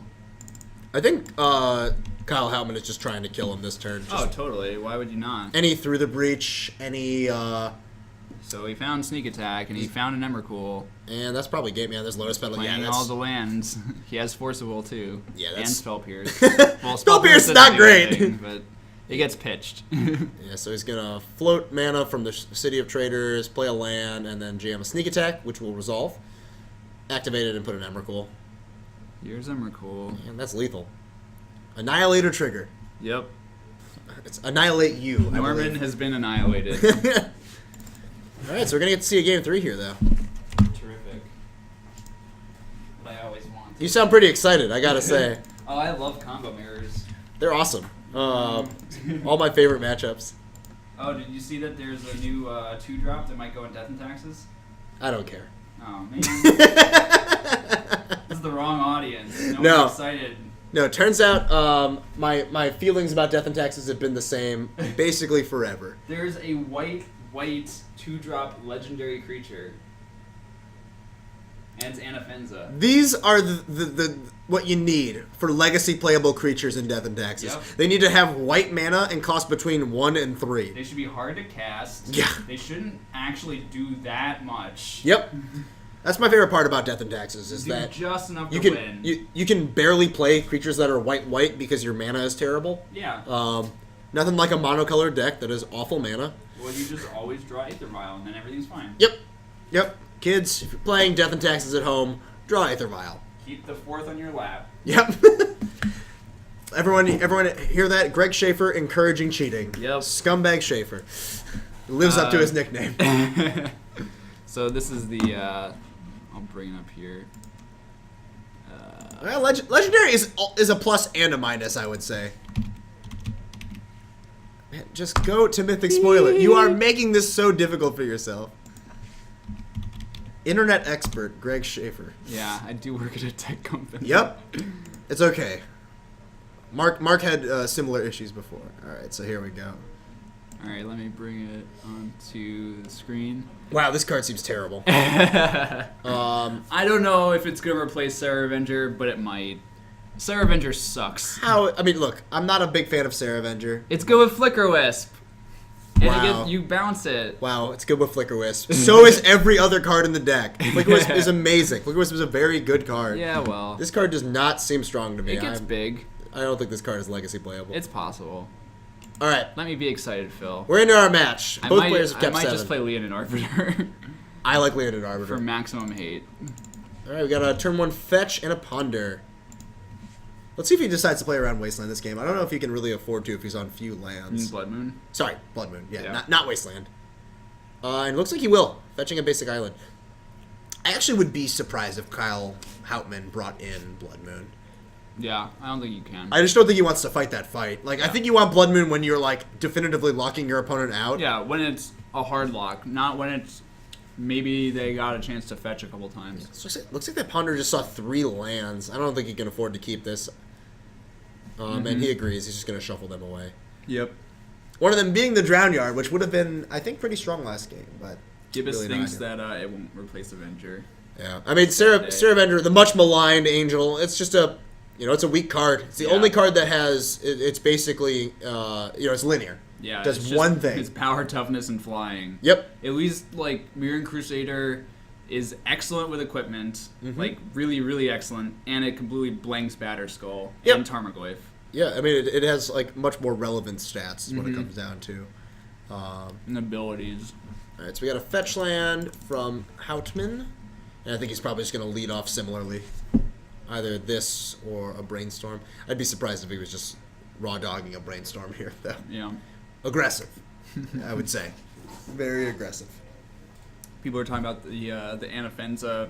It actually can function like a Malira, basically, for that combo with a sack outlet and either Kitchen Finks or Murder Strike Cap, because every time it's coming back, it's triggering the Anafenza and bolstering, so you can put a counter on it. Yeah, it works with both of those. Yeah, it works with both, yeah. Yep. They both come back and they have 1 toughness, so they're the same you as just Fist choose Receiver. them, yeah. That's kind of cute. Yeah. That's only a 4-card combo. 3. No. It's only 3. Yeah, you're right. Yeah, it works in place of Malira. Right. And it's like a better card in itself than That's Malira, true. you know? That's true. Although harder to cast, because presumably you're playing like Court of Calm. Yeah, you're going to be taking a lot of damage for Temple Garden, is what it sounds like. Mm-hmm. Kind of cute, though. It's something. I mean, people who want to play, the dried husk of a pod deck, they can pick that up. Have a good time. So, looks like just a land and a pass for Norman on this turn, too. Hautman's just going to play a basic mountain and pass as well. I don't think he has a third land. I don't see one. Unless that last card is Scalding Tarn. Oh, it is. Oh, it is. All right. And Kyle Norman, though, breaking on lands. I think Houtman's just going to jam a show and tell here. I see no reason not to. Yeah, what's the worst that can happen? What is the worst that can happen? Force of Will, maybe? Spell Pierce. Spell Pierce would be annoying. Both players seem to have, are pretty overloaded on permission here. Kyle Norman has 2 Force of Wills, as well as that Tassiger that we saw earlier, and Cunning Wish. I think he has enough blue cards. Nah, I want one. And Kyle Houtman also has 2 Force of Wills. I got sprited. Alright, so here's a show and tell. Eponymous card. And we got a Force of Will. Pitching Cunning Wish. We're going to have a nice stack here, I think. Probably. I think Norman might have been a little preemptive putting the Force in the graveyard. What? 18. No, sorry. And we got another Force. Oh, God. 17. This is a nice stack. I like what's going on here. Oh, Yeah. do we see the 4th Force of Will? They're both going to be hellbent. Nope, that's it. I think Kyle has Force of Will, but not the blue card. Okay. Wait, he's at 7. Oh, he fetched. Oh, twice. Yeah. Sorry. And then we have an end step Brainstorm. Peculiar Pelican saying that the stream is lagging. We are dropping a few frames. If that's happening for anyone else, just let us know and we'll at least tell Mark about it. We can, if necessary, we can just restart the stream. I don't really know what what the plan would be. Yeah, I don't know what would fix that. We're not necessarily. as I said, we're experts, but we're not really experts. Yeah. Yeah. Maybe we're experts. Yeah. All right, so looks like he's putting back Tassiger and another card off of this Brainstorm. Let's see if he decides to shuffle them away. Seems like Gibbous has the same problem with Modern that I do, that he just can't find, or he or she, Gibbous can't find a deck that they want to actually play that gets them excited. I would direct you, there's an Esper Tokens deck with Monastery Mentor that I've been playing, and it is sweet. I think that that is my least favorite argument for people not being into Modern is that they can't find a deck, because that just screams laziness to me. Look for a deck. Play more decks. A lot of the decks don't have a lot of personality, like Legacy. What? Okay, let's not start talking about some characteristic of a pile of inanimate objects. And would you say that it's easier to win a tournament in Legacy with a tier 2 deck than it is in Modern? I don't know if I can say that. It maybe. Like, it's probably easier to spike a tournament with Belcher and just run hot and not play against Force of Will. I guess. Like, you play against, you show up to a tournament playing Manaless Dredge, like, Yeah. you just don't play against people with Grafdigger's Cage, you just beat them a bunch of times. I suppose. I don't know. I don't know. I can't remember the last time a modern tournament was won by a tier 2 deck. Oh, it doesn't happen often. Like that I think that's true, but like, do you think, how many tier 2 decks win Legacy tournaments? I guess. And what happened? And what? Yeah, I don't know what I'm thinking of. I guess the last time a tier 2 deck won a Legacy tournament was the GP that Death and Taxes won. Oh, that's a tier 1 deck. Beg to differ. I would say a tier 0. Tier 0 deck. Yeah. Best tier. Everyone has to adapt to basic planes. Go. Theo Jung, I don't necessarily agree that Standard is more fun than Modern, but I think Standard is awesome. I really like Standard right now. It's not bad right now. There have been just like tons of changes. Like the format just evolves at a pretty quick pace from premier event to premier event, and that's it's a sweet to little me. annoying in terms of like Owning cards. yeah. I mean, I don't really care too much about that. It's frenetic for sure, but I think I think that contributes more to an interesting format. I suppose. anything I'm else. also the kind of player who likes to play the same deck again and again and get really good at it. Most of that means that I'm not that smart. Yeah, It's I agree. basically code. All right, so looks like Kyle's just jamming a sneak attack, and it's going to resolve. Mm-hmm. Kyle Norman going for the end step and Tomb. I don't think Hauptmann has the. Oh, he does have Force of Will. He's. I think it's pretty tempting to just force this. Yeah, I think I would fight now. Yeah, like rather fight now. There's a lot of things I think that could go wrong if Right. you. If There's you only don't. so many Entombs. There are more reanimate effects. Yeah, but it looks like he's just going to let it resolve. Get that World Gorger. I think this will still. I think this is still favoring his position. He doesn't have a fatty right now, I believe. And Kyle Norman does have, I think, Animate Dead in his hand. Yeah. He's going to draw for turn. Looks like he finds a land. Not going to help him too much. unless he happens to have exactly 2 reanimate effects here. But even then, it doesn't like he has. If he has 2 reanimate effects, that's not the kill. Yep. Nope. So it looks like that's getting forced. And Hauptmann has the Emrakul in hand? Or a fatty? I don't believe he has a fatty. No? Okay. No, so this Animate Dead is getting forced. Kyle Norman thinking, oh, his last card is Snapcaster Mage. So he actually did have the kill, I believe. No. So. No, he didn't. Not necessarily. Oh, no, he did. He would be able to Snapcaster and Tomb for Tassiger.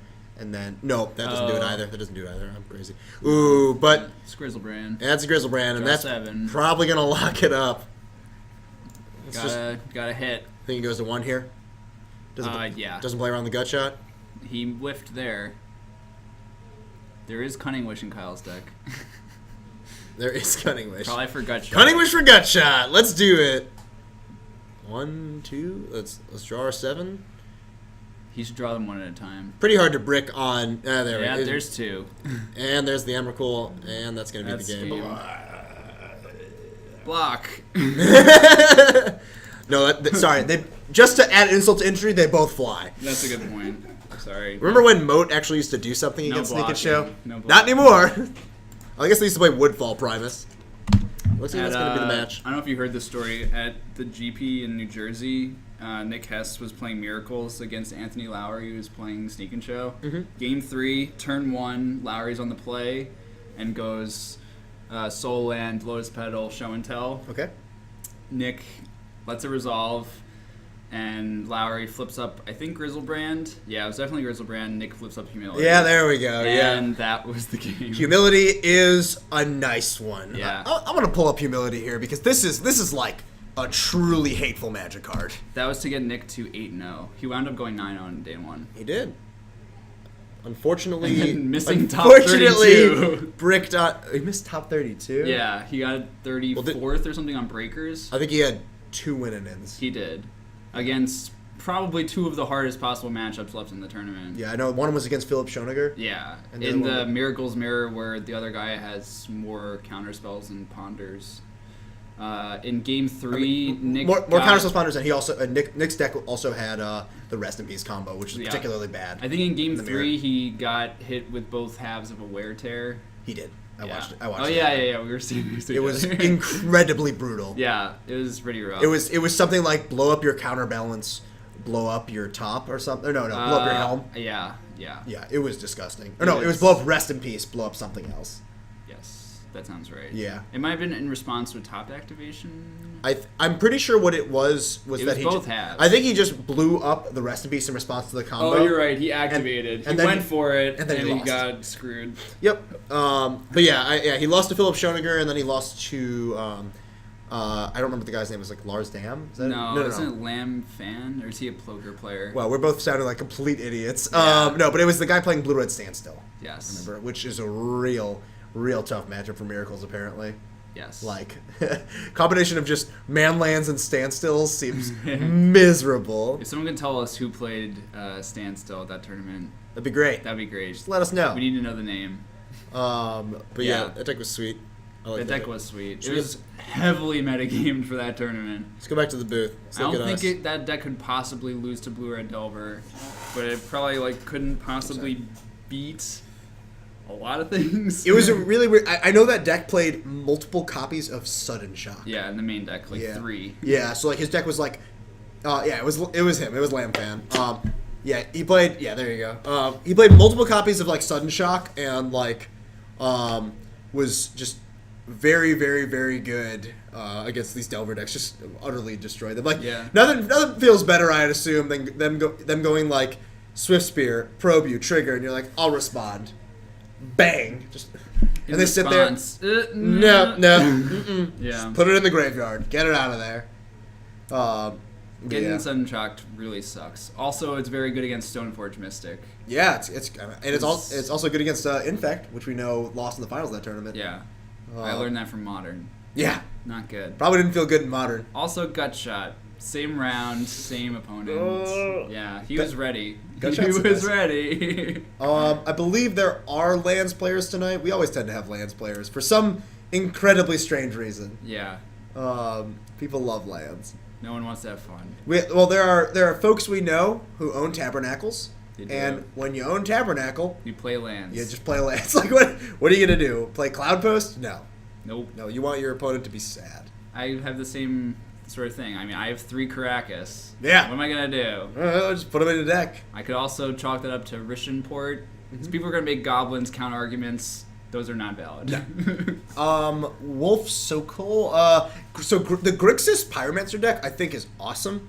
In Legacy? Yeah. Yeah. It was like It's been like Dak Faden, isn't it? yeah, that's what so Eli Cassis I Yeah. think qualified for the Pro Tour playing that deck, and it was like Pyromancer. I think it was like Pyromancer's True Names, and then like Treasure Cruises, Therapies, a pile of removal and disruption, and then he had a deck, 2 deck fades or something Yeah. like that. It was I think pre-Tassiger, too, which Yeah. seems like the perfect fit for that deck. yeah, although I think at this point you just want to up your curve a little bit because you want to move towards Dig Through Time, Sure. and probably play Snapcaster Mage as well. Sure. I think that deck's really good. That deck's apparently really popular on Magic Online right now. Yeah. Magic Online is just a sea of Grixis, Stoneblade, and Omniscience. There's a ton of Omniscience Why online. that is.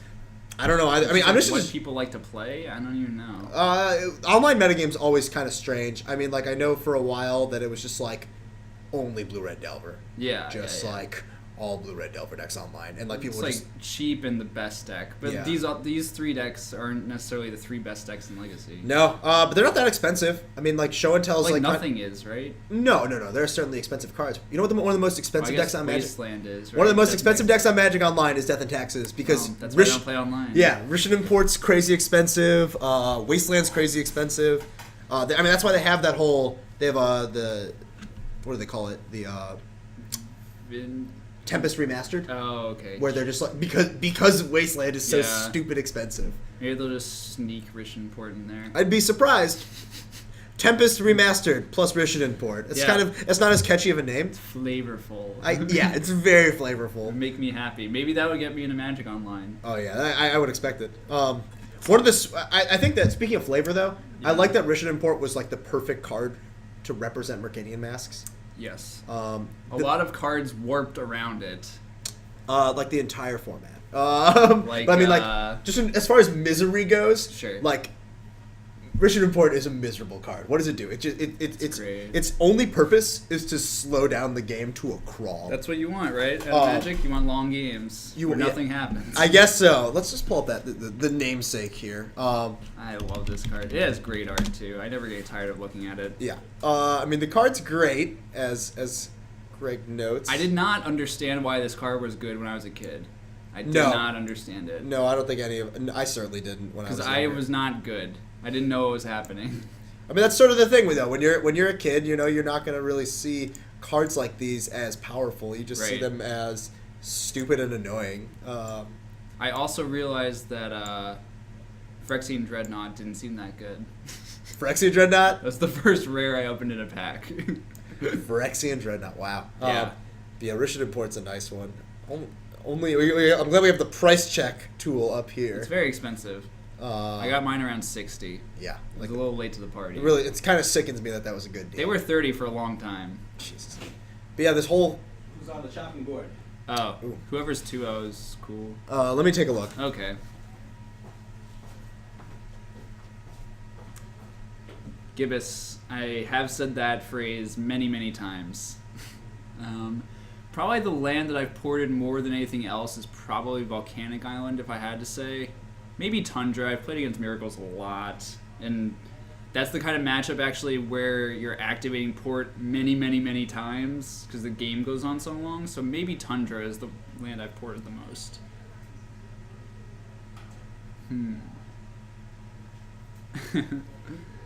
Got some votes. I checked the number of people we had watching, and we were...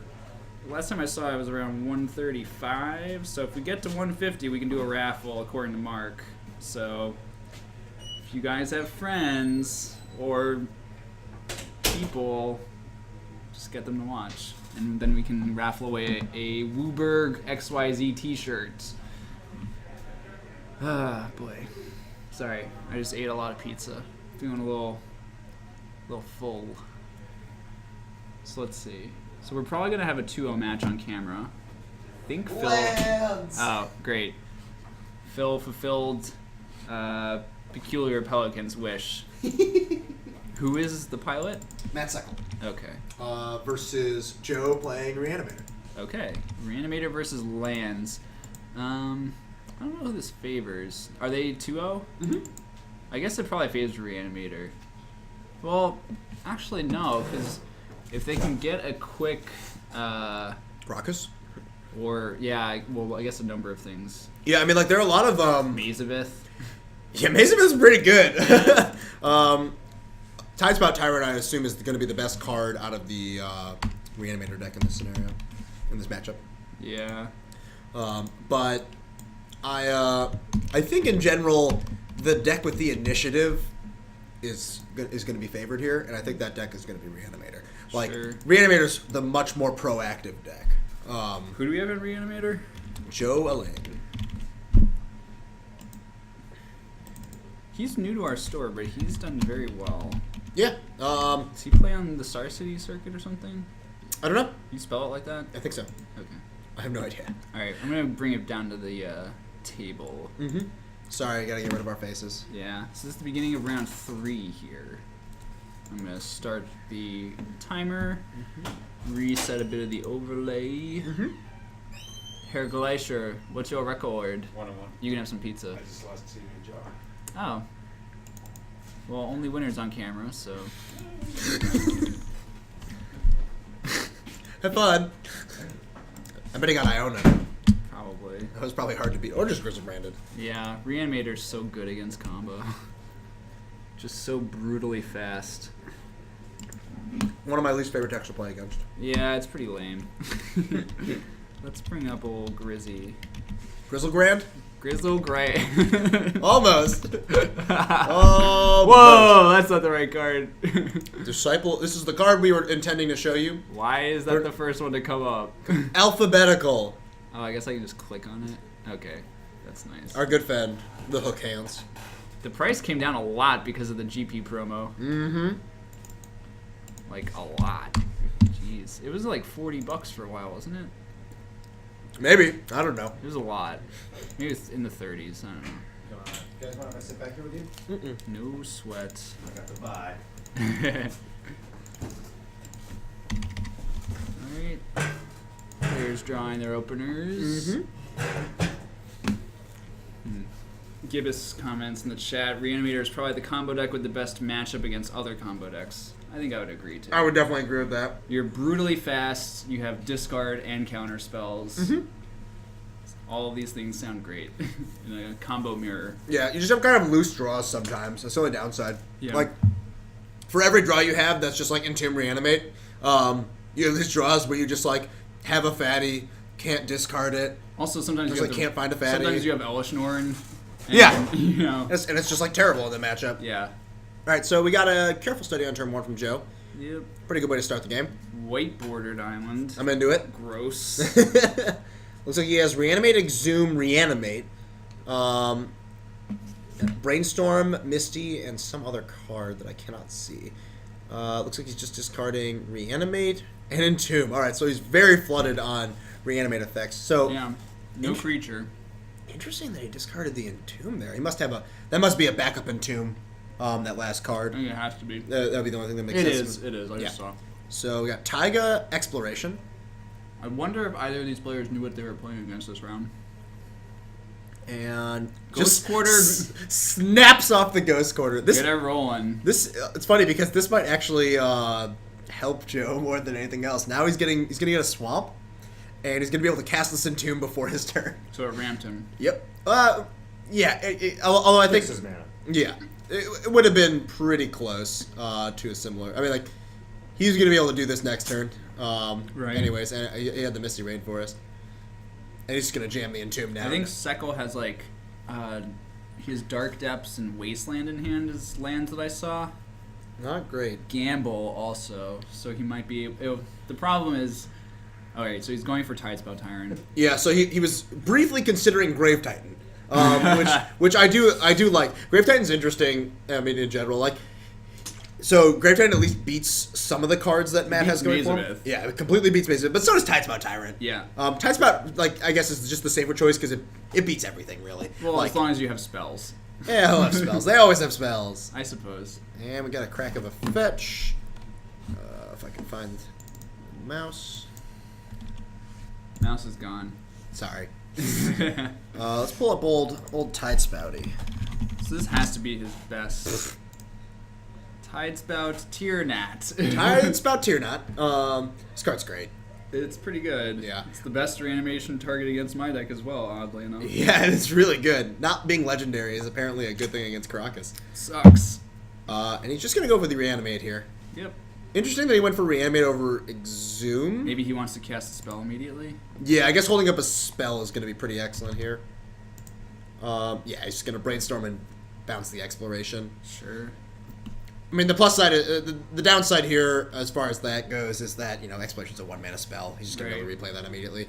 I don't think he has stuff like Ataxian Probe in his deck, so he's not going to be able to just, like, bounce the Taiga as well. He basically just needs to find or have spells for the next 4 turns, I presume. Assuming that Sekal even can have muster a meaningful permanent. Yeah.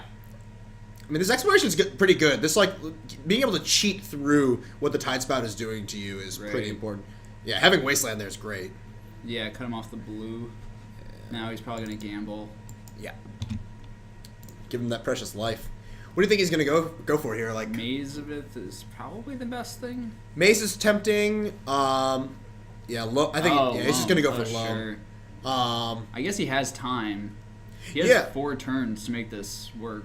Yeah, I mean, that's sort of the downside here of this Tyrant is that it's a full turn slower than like Grizzlebrand. Mm-hmm. All right, so we'll see what's gonna go on here.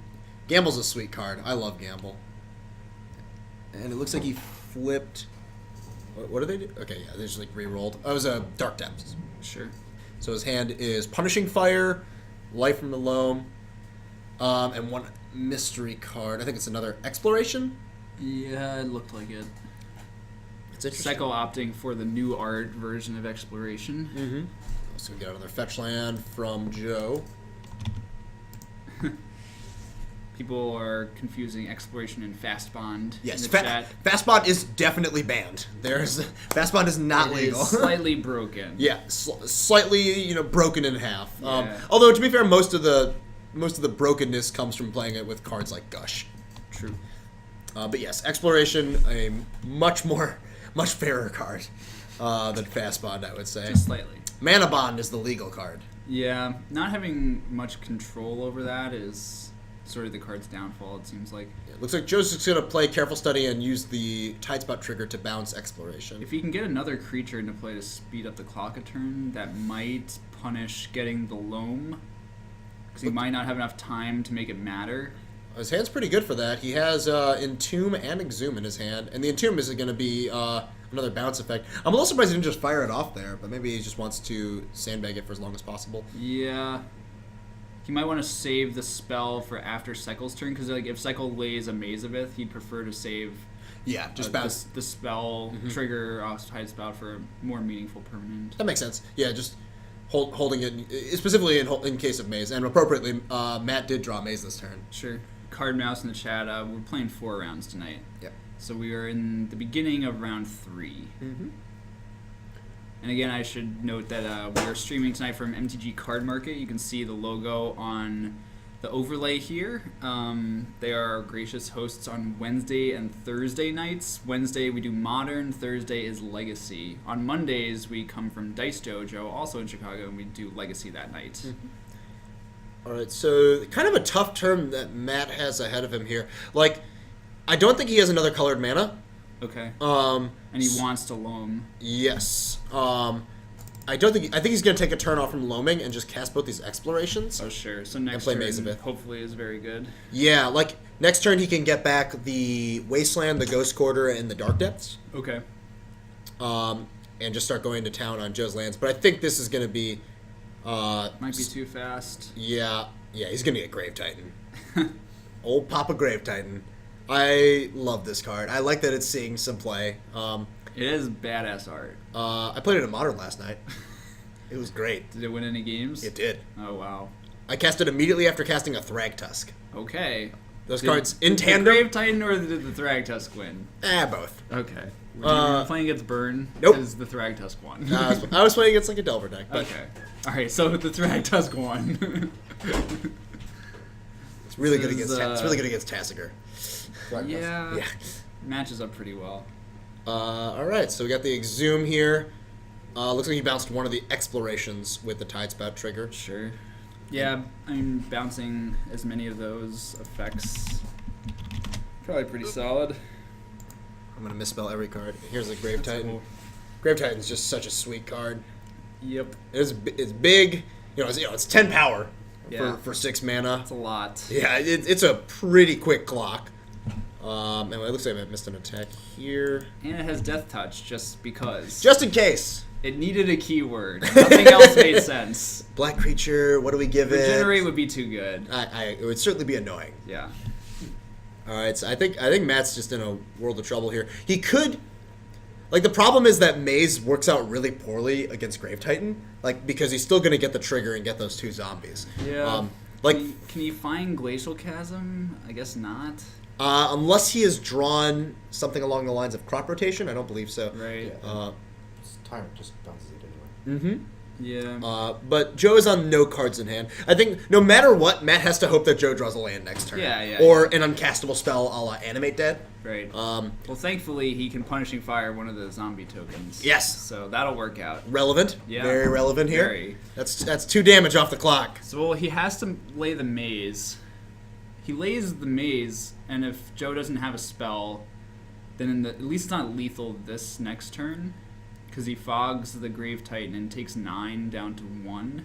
Yes. It gives him another turn to try to find. I think Glacial Chasm is his out here.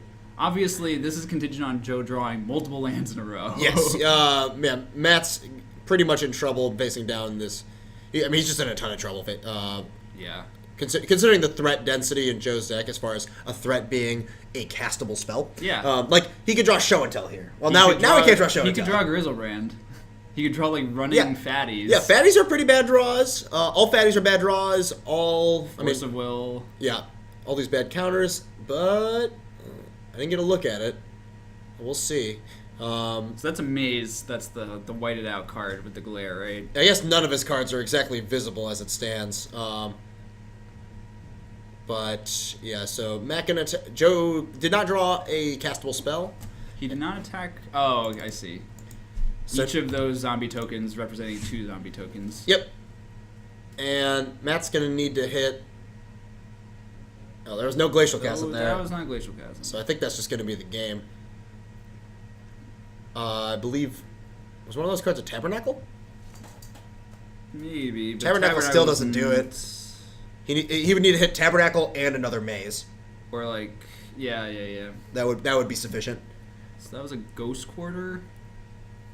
He Yep. can go after the swamp and hope Joe doesn't have another basic, but I think he does. I generally expect the Reanimator decks to have 3, 2 yeah. rounds in a swamp. I would guess 3.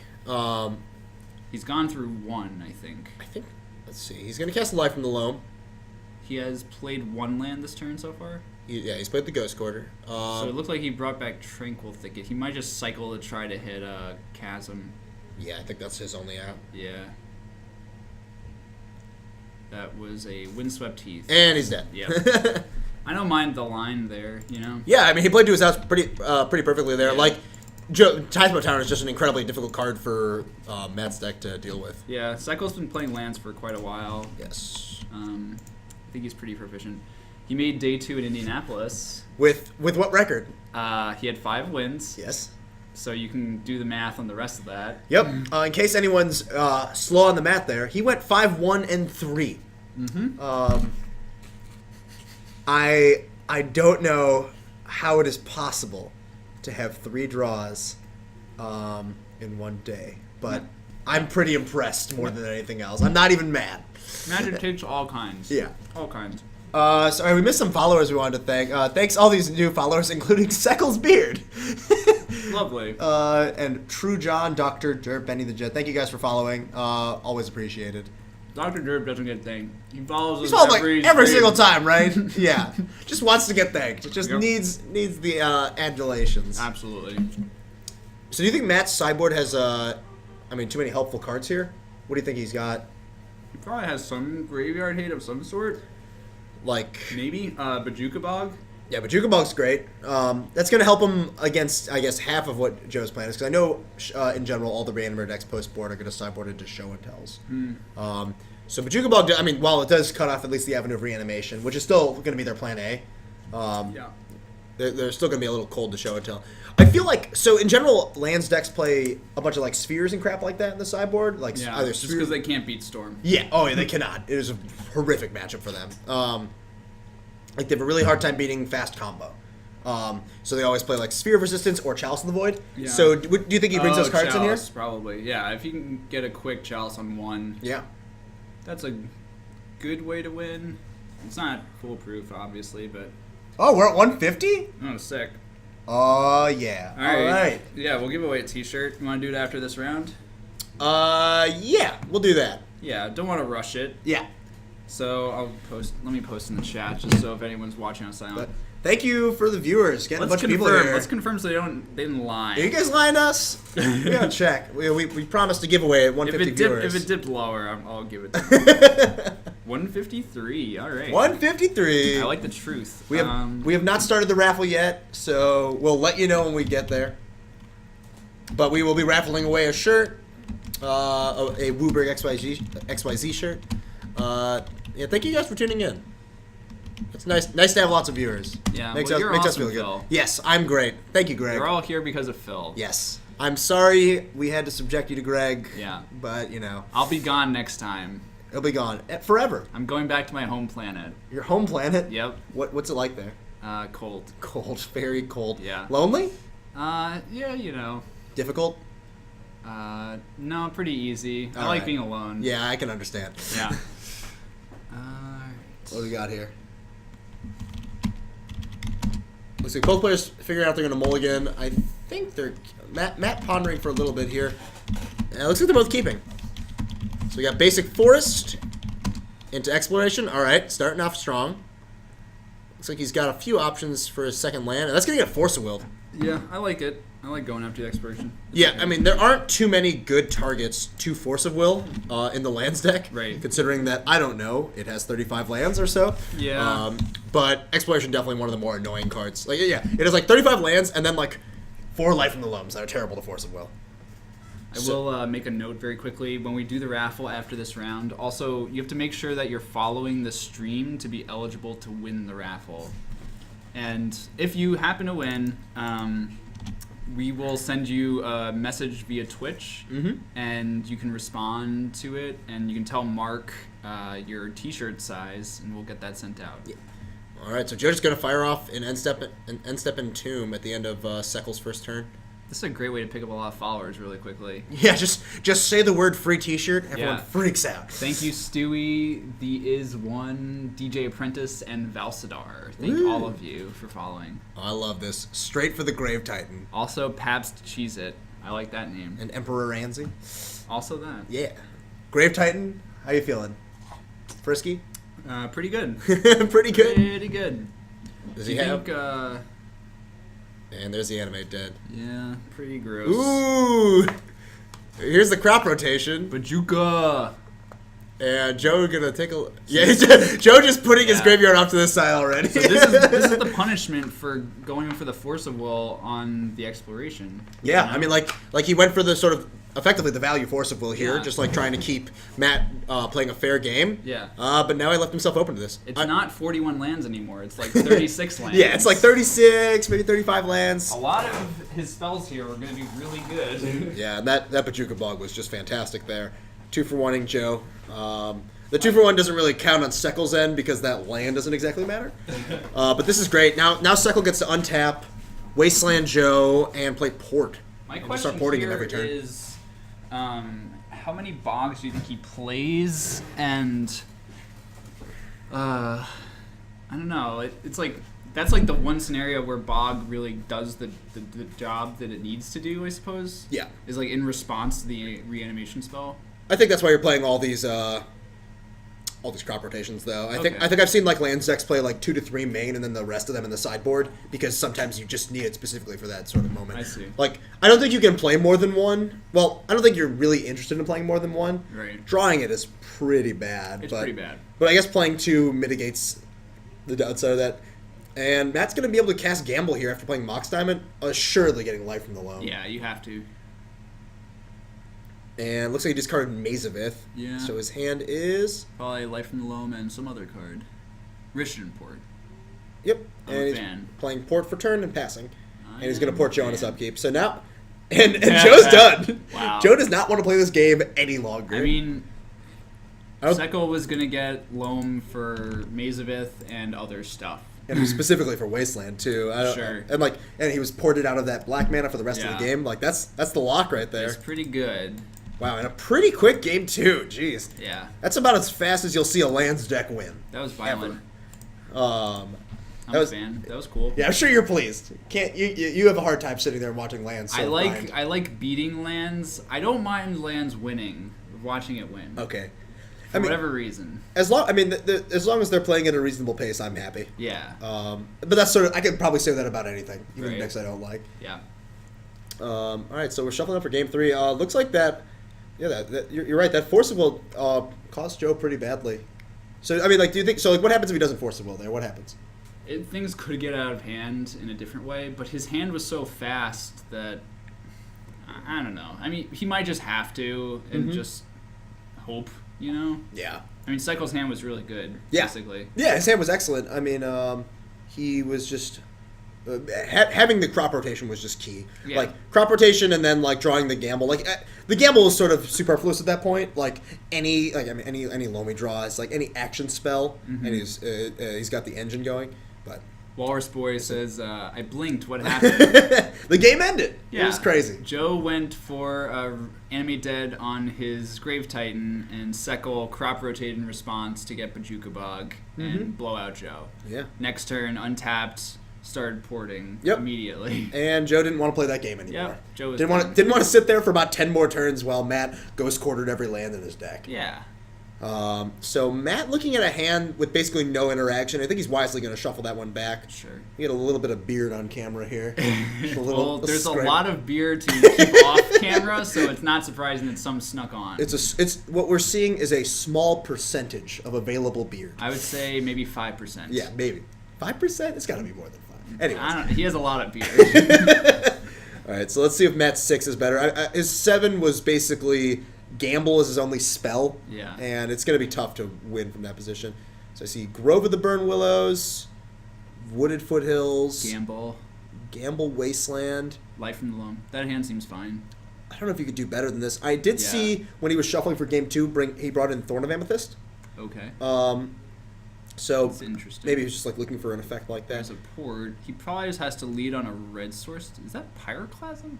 It's not Pyroclasm. In whose right? hand? Seckles. What? Oh, that's Grove. Sorry. Absolutely yeah. not. No. Yeah, for the Grave Titan tokens. Yeah. Which, by the way, appropriately is in Joe's hand. Right. All right, so Matt gonna fetch. And I think he's just gonna run out a first turn gamble. Immediately? I mean, he's got all that he really needs, Okay. effectively. If he gets Bajuka Bog here, if he gets Bajuka Bog or crop rotation, then he's like in a reasonable spot, I think. I'm not sure what you're supposed to get here. I haven't played lands enough to quite know, but Might just get Mazabeth. yeah. Does look like Joe has a pretty fast hand though, but without a second mana source, which is kind of awkward. Well, which is he why has he the had Lotus Petal. yeah, which is why he had to play like this. Like he has the Entomb, and he Uh-huh. has Exhume in his hand. I see. But this Misty Rainforest has to get an Underground Sea, which is pretty daunting in the face of the land stack. Yeah, it's a little Yeah, dangerous. they just always have Wasteland. Yeah. You ever played against lands and they haven't had Wasteland? I don't know. Didn't think so. I had planes. It didn't matter. Oh, Basic Plains. Pretty strong card in Legacy. It's pretty awesome. Yeah. I am curious as to what Matt's going to gamble for here. It's like, I feel like it's got to be something like crop rotation, but that's pretty slow. I think he Did got get it. Sphere resistance? He did. He did get Sphere. He just wants to slow. He wants to slow lock Joe him down. out. Yeah, he wants to put him on nothing. I mean, like, that's really what this deck is trying to do eventually. It's just scary to do. It is a prison deck. Yeah, it's a scary thing to do in the face of him already having, 2 mana available, Yeah. effectively. Although one of the mana will be gone, theoretically, soon. Maybe Matt just thinks he can deal with one creature in play. Joe has rolled a 1 on every single one of did those. hit the and sphere. appropriately hits the sphere. And Matt, I don't think Matt has any more plays. Not this turn. Next turn you can port Or Wasteland. or Wasteland. The, Not having the exploration makes the land stack look a lot more pedestrian. Very much so, yeah. Exploration is really what allows the deck to just sort of go into unfair overdrive. Right. Not to bring it back to Death and Taxes, but it's sort of like Death and Taxes not having the Aether Vial. Man can't go 5 minutes without talking about Mother of Runes. This is what I have to deal with. Yeah. So it looks like Joe's going to go for just Grizzlebrand here. Sure. How do you feel about that? It's good. I mean, it'll draw him to more lands at least.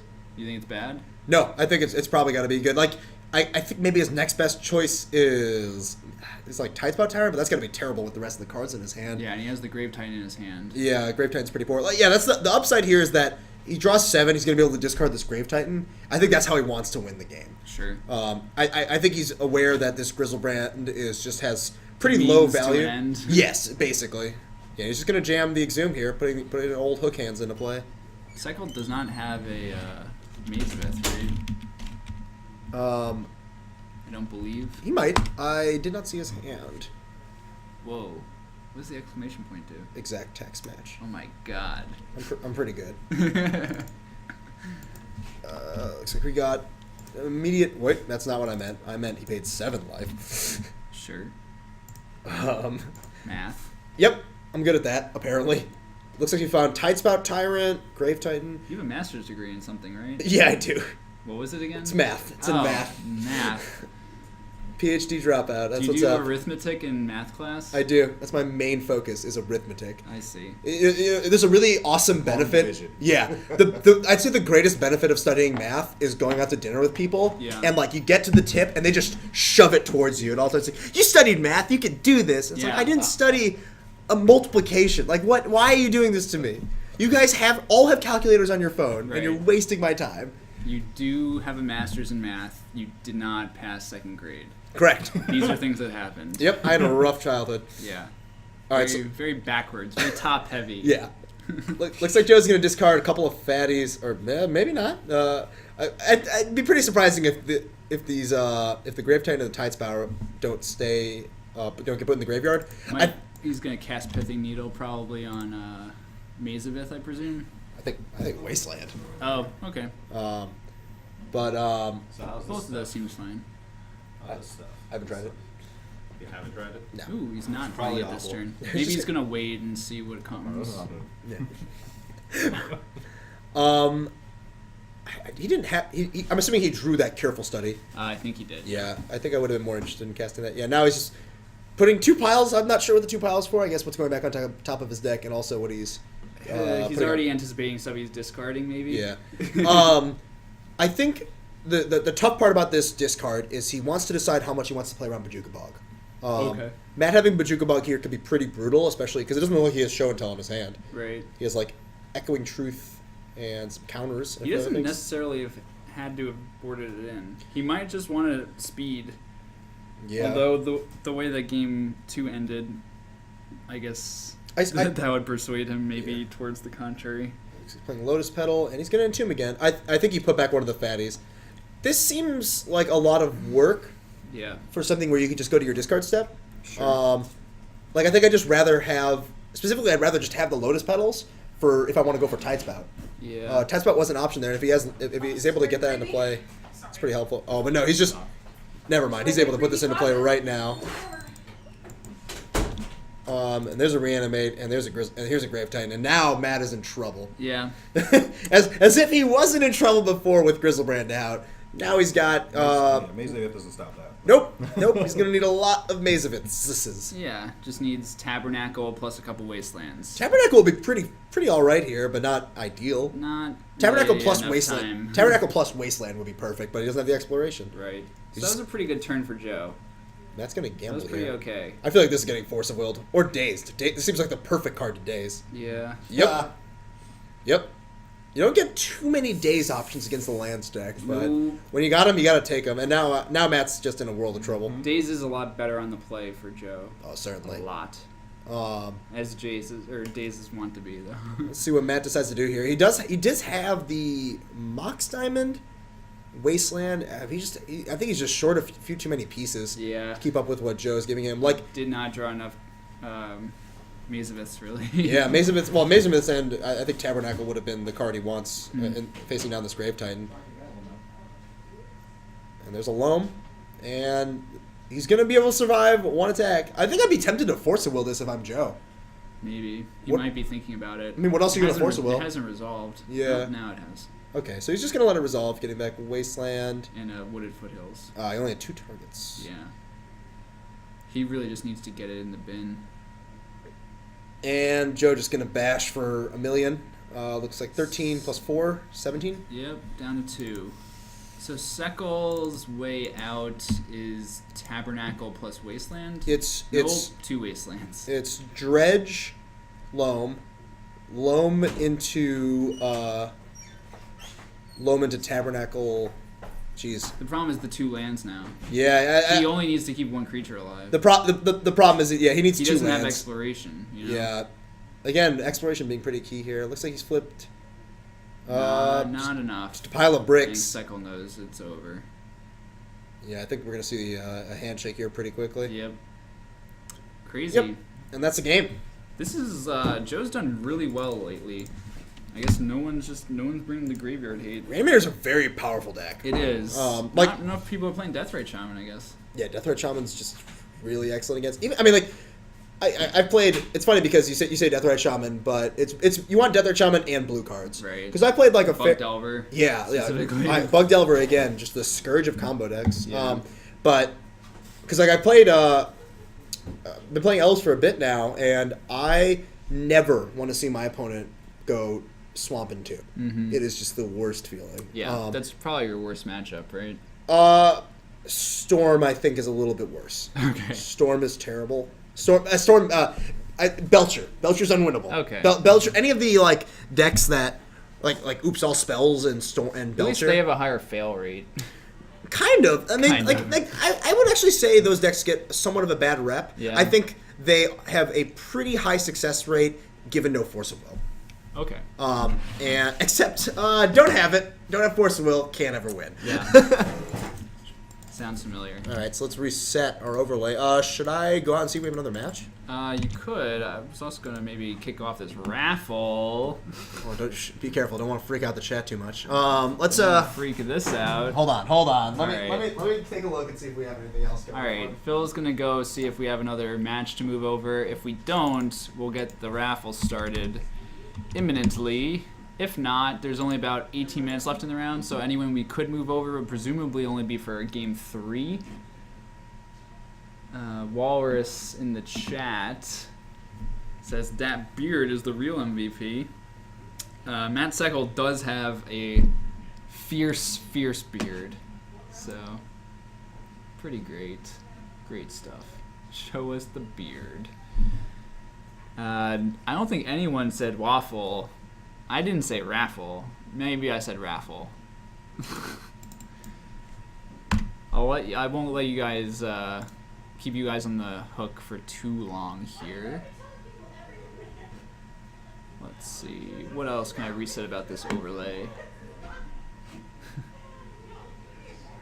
So what's going on? What tournaments are happening this weekend? Is there anything special happening? I guess pre-release is next weekend. I know that some people locally are going to some pre-TQ, but I don't know if there are any major... Oh, I guess there's a Star City somewhere, probably, right? More standard, though, of course. I do kind of miss having the Sunday Legacy coverage. Just, it seems like the format is evolving a lot more slowly lately because of that change in formatting from SCG. The 5Ks are nice, but they don't have the same impact, it seems like. GP Cleveland, okay. Thank you, Card Mouse. And SCG Dallas, okay. Okay. So I guess some limited in Cleveland for all those aficionados. If it was a little closer and I had planned better, I probably would have tried to go to that tournament, actually. I think this limited format's pretty alright. I mean, sealed is kind of frustrating, especially with Fate Reforged having so many bomb rares. Having just a lower percentage of crazy rares, I find, is always kind of nice, but what can you do? The new set that's about to drop looks pretty sweet, though, and I'll be curious. I think I'm going to try to play in a handful of pre-releases, so hopefully the format's pretty cool. I think Megamorph is kind of a stupid mechanic. I mean, I guess I like Morph. Mostly I'm talking about the name, I suppose, but we'll see how that new set plays in combination with Fate Reforged. The block structure is definitely interesting how they're flip-flopping it, sort of. Also, one thing I actually am curious if anyone in the chat knows, what's the format for the pre-release coming up? Is it the same way that you're picking a clan like it was in Khans of Tarkir? Like, are you picking like Jeskai or Sultai or whatever and getting a box based on that, or is it less structured? I know they haven't really done a free-form pre-release in kind of a while, but Yaspi thinks Megamorph should have been Mighty Morph. I don't know if they have the rights to that name, but I agree it does sound better. Although Megamorph did give LSV the great pun for the new triple blue 3-drop for calling it Megamorphling, which is pretty excellent. I'm sure R&D had that nickname internally as well. They must have. Oh, you pick a Dragon Lord. So that means it's 2-color, right? So you pick a 2-color affiliation, I guess. Is that right? That's pretty odd. I guess that sort of mirrors the way that the block sort of moved, because like it seems like a lot of like limited decks moved from being 3-color to being 2-color after the second set. So maybe that's sort of how it's gonna go in this sealed format, or this limited format in general with the third set.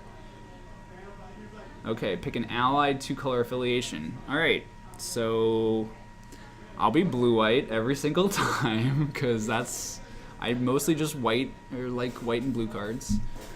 I'm quite boring, but Maybe I'll open that. Oh, I want to be blue-white anyway because that probably gives me a better chance of opening the new Narset. Yeah, that sounds like a plan. Okay. Ooh, Yaspi says Mighty Morphling would have been awesome too. That's a good point. I can't argue with that.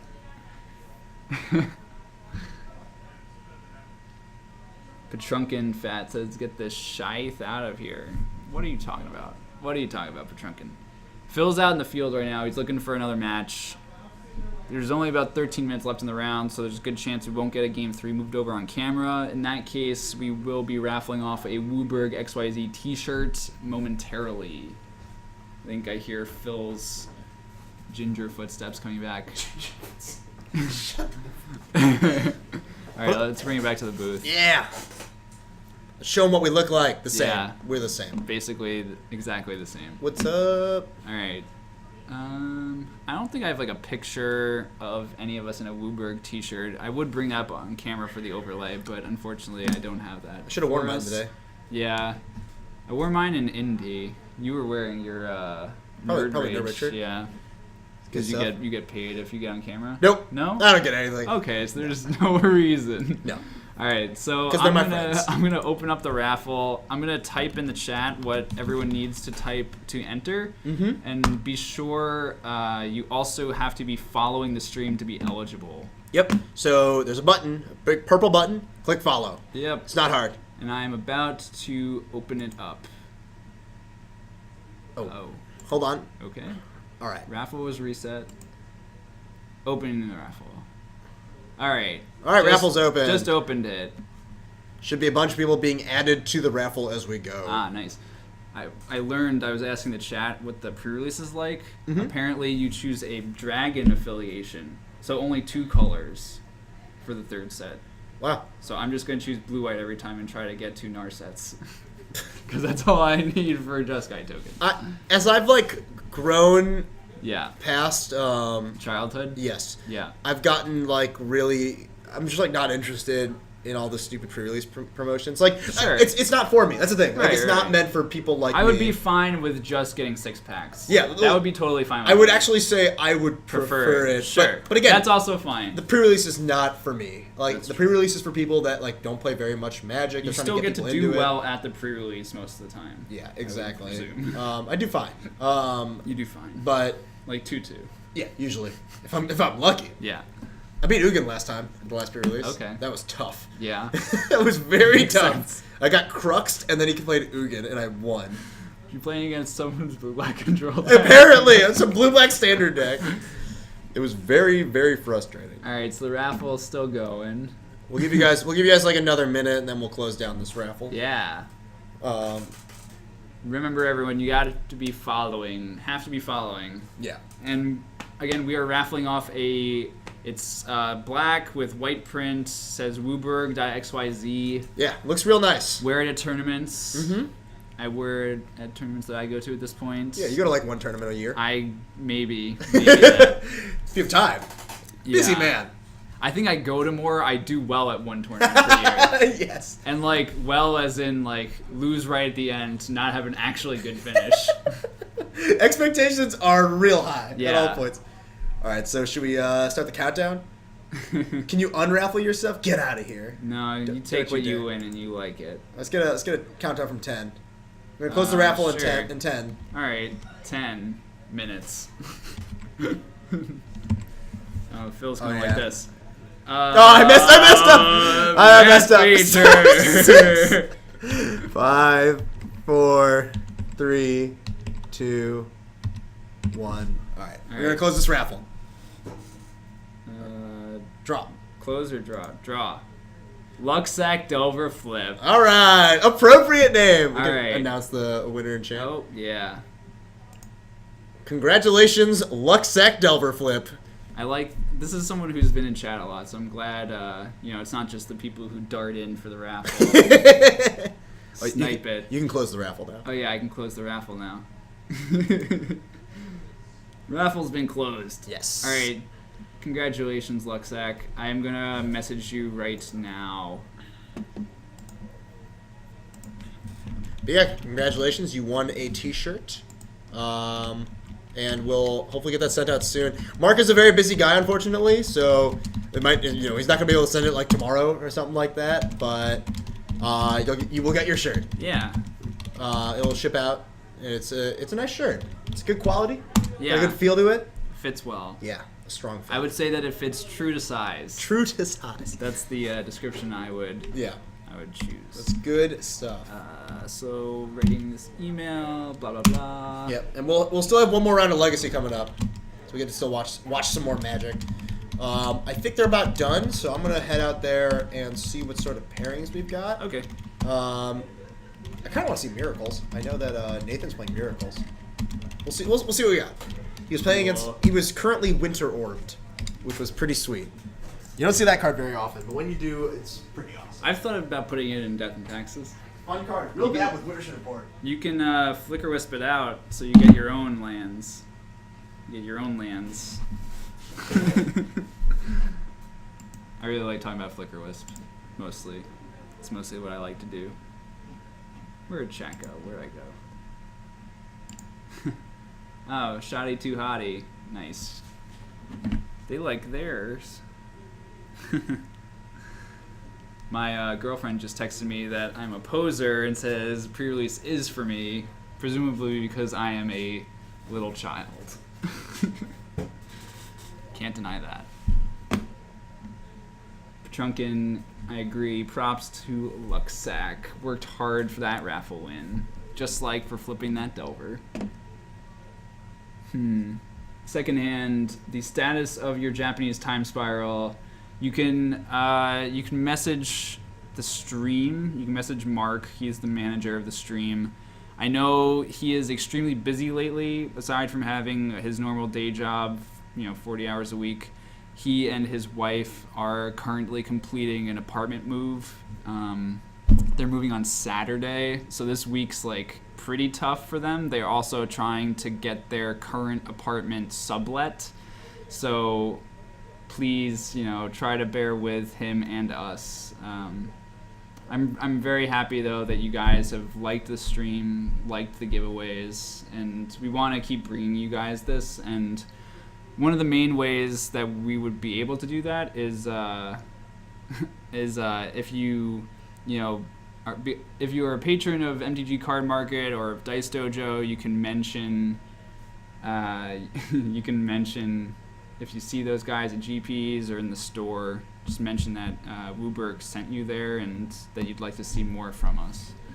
And secondhand, I don't have a date for you. I know Mark has a bunch that he's going to be mailing out soon. So, Malpheus, what's your suggestion for the stream? Petrunkin, you can donate anything you want to WUBRG. Money is probably the best something, though. The sublet on Mark's apartment, I think it's only for maybe until September is the turnover. Secondhand, I don't think any of us personally are going to GP Cleveland, but if you message that to Mark, we probably know someone who's going. If anyone Mark is close with can complete that transaction, that would work. None of my close friends are going though, I think. Actually, Beckstrom might be going. I'll try to see if I can set something up for that. Let's see. Malpheus suggests put up players and their decks before the tournament starts with a live screen. You can view at a link you give with those decks. So basically just to get everyone's deck list before the tournament starts. Yeah, the problem is we don't do written deck lists. I don't know if people would an idea of what's going on. Yeah, we've done that in the past. Like when we have Chuck Harris as our judge for the night, he'll go around during round one and he'll write down all of the decks in the room and who's piloting them, so we have a bit of a better idea. But unfortunately, Chuck's not our judge tonight, and it's kind of hard for me or Phil to step away from the booth for long enough during round one to really make that happen. I suppose, it's definitely something to try. We can shoot for next time. I don't know if there's much of a point at this point in the night because we're about to go to the final round.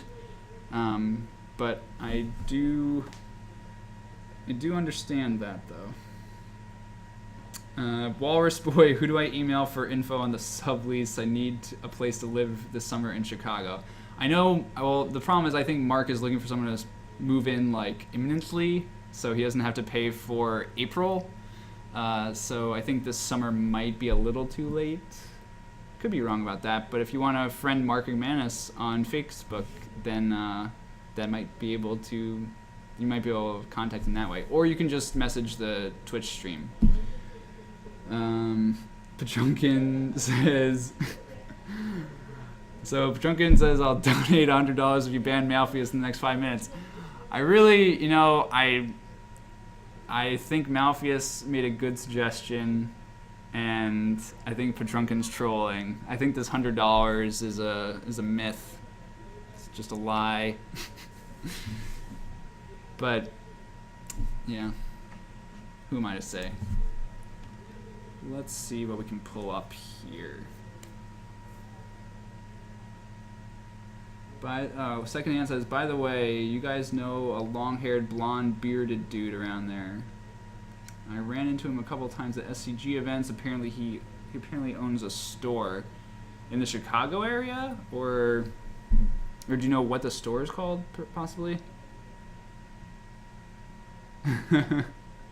Oh, Malpheus criticized the stream yesterday. I don't know what you said yesterday, but I wasn't a part of it, so I don't really care. Secondhand, yes, in Chicago. I can't think of anyone blonde, long hair, and owns a card shop. There are a lot of stores sort of in the suburbs of Chicago, not downtown, so yeah, I can't say for sure. Could be a lot of possible people. Petrunkin says the pod is up to 200. Wow. Malpheus, you must have made some enemies yesterday. Who was, do you guys know who was doing the commentating yesterday? I think they had a pretty good night. I've always been surprised by how many people they get for, Malpheus says, if you guys actually put up, I'll accept a ban. Oh boy. I don't like to make people sad. I don't like it. So ban Moobot. Well, Moobot's my best friend, so I can't ban Moobot. Awkward Ninjas offers to triple the pot.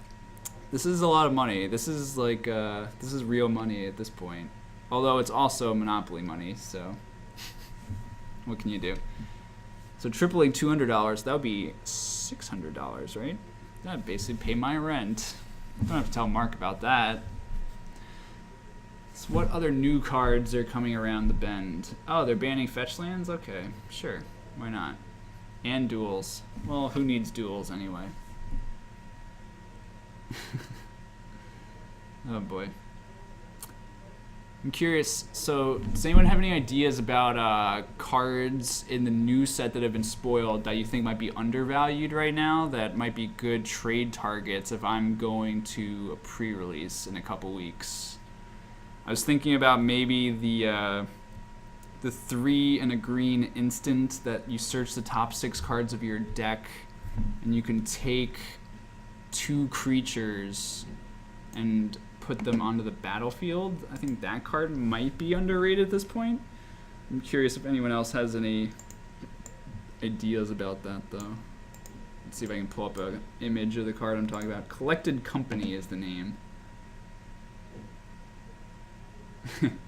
Apparently I should trade for Dr. Derp at the pre-release. I'd probably trade like a couple dollars worth of cards for Dr. Derp. Here's the card I was thinking of. I think this is Collected Company is only being valued at, I think, under $5 at this point. I could be wrong. I think the way I describe Collected Company is also slightly inaccurate, being as it can only grab creatures that cost 3 or less. Ooh. People like the green-white command. Collected Company. Thank you, Wolf Sockle. I think the green-white command, it destroys an enchantment and it does some stuff to buff your creatures. Saxon enchantment. Saxon enchantment. Yeah. So if they have multiples, I'm back, guys. unreliable. So we got a match. Okay. We got Kyle Norman playing Espa World Gorgia. Okay. And we got Alex Villano playing Mono Blue. Oh God. He calls it Ninja Fae. Yeah. I would just call it Mono Blue Delver. Right. A little more easy to grok. Yes. I'm gonna bring it down to the table right now. Yeah. Let's change the overlay here. Yeah. Yeah, I remember to do stuff. Yeah. That's why I'm here. To yell at you for doing things. Yeah. Or to do things.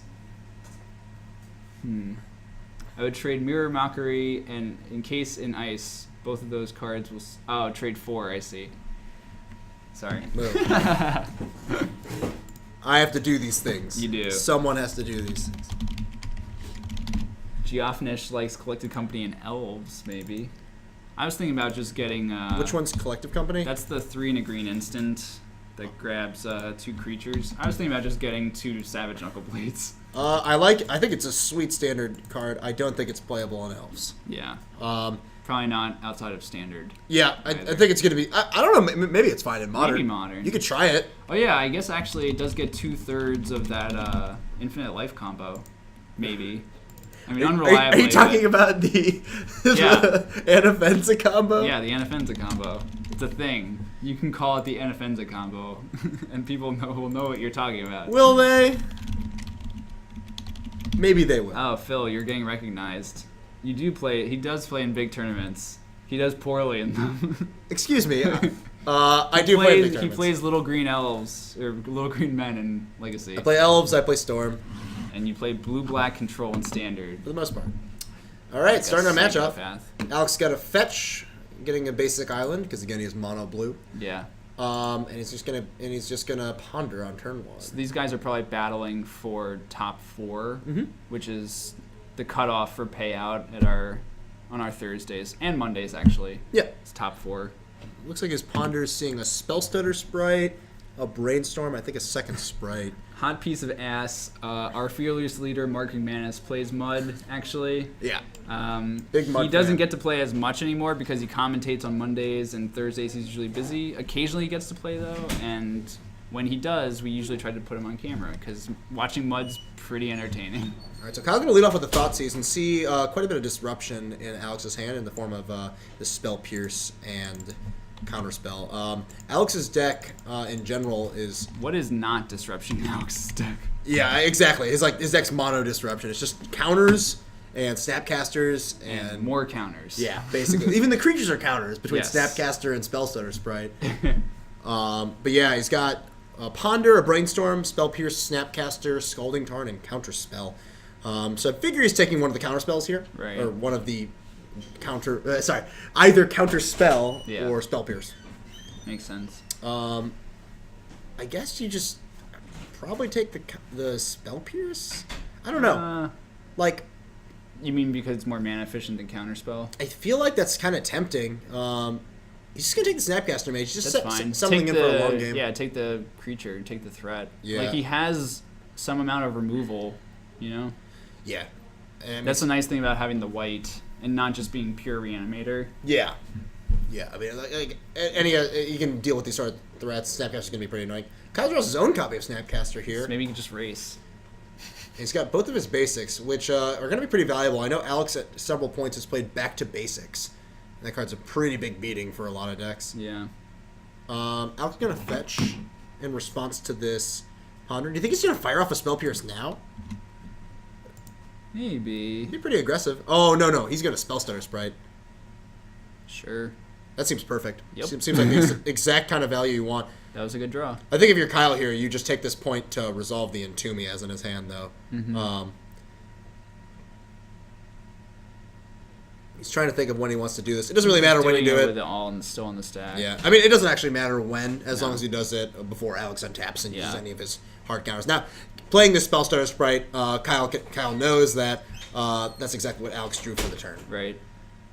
All right, so the Sprite resolves, counters the Ponder, but Kyle's able to sneak in this Entomb, so now all he needs is a Reanimate effect. Yeah, that's the real prize there. Like, that turn went pretty well for Kyle, all told. Yeah, I think that was actually pretty strong. especially knowing that Alex has Counterspell and Spell Pierce in his hand. Yeah. Now Now he just has to maneuver the game where he can resolve a 2-mana spell. Yeah, basically. yeah, which is not unrealistic. Yeah. It's just going to be tough through all this cheap counter magic that Alex is presenting. Right. Plus, any extra sprites you draw are going to be pretty annoying since they will counter the 2-drop enchantment. Sweeks, I think that island is from Mercadian Masks, I believe. That one to the left? No, the one that Kyle's. Kyle played. Yeah, looks It's like the it. circular one. Yeah, I think it's Mercadian Masks. Yeah. All right, so Alex probably going to play one of his cantrips here. I think he's just going to ponder. Yes. That was my island when I played Merfolk. Ooh, Yeah, I had 12 of them. oh, that's adorable. Yeah.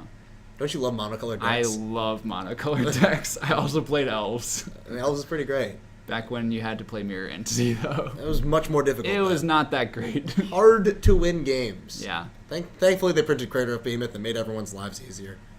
Looks like Alex has picked up both a 3rd land and a Delver of Secrets.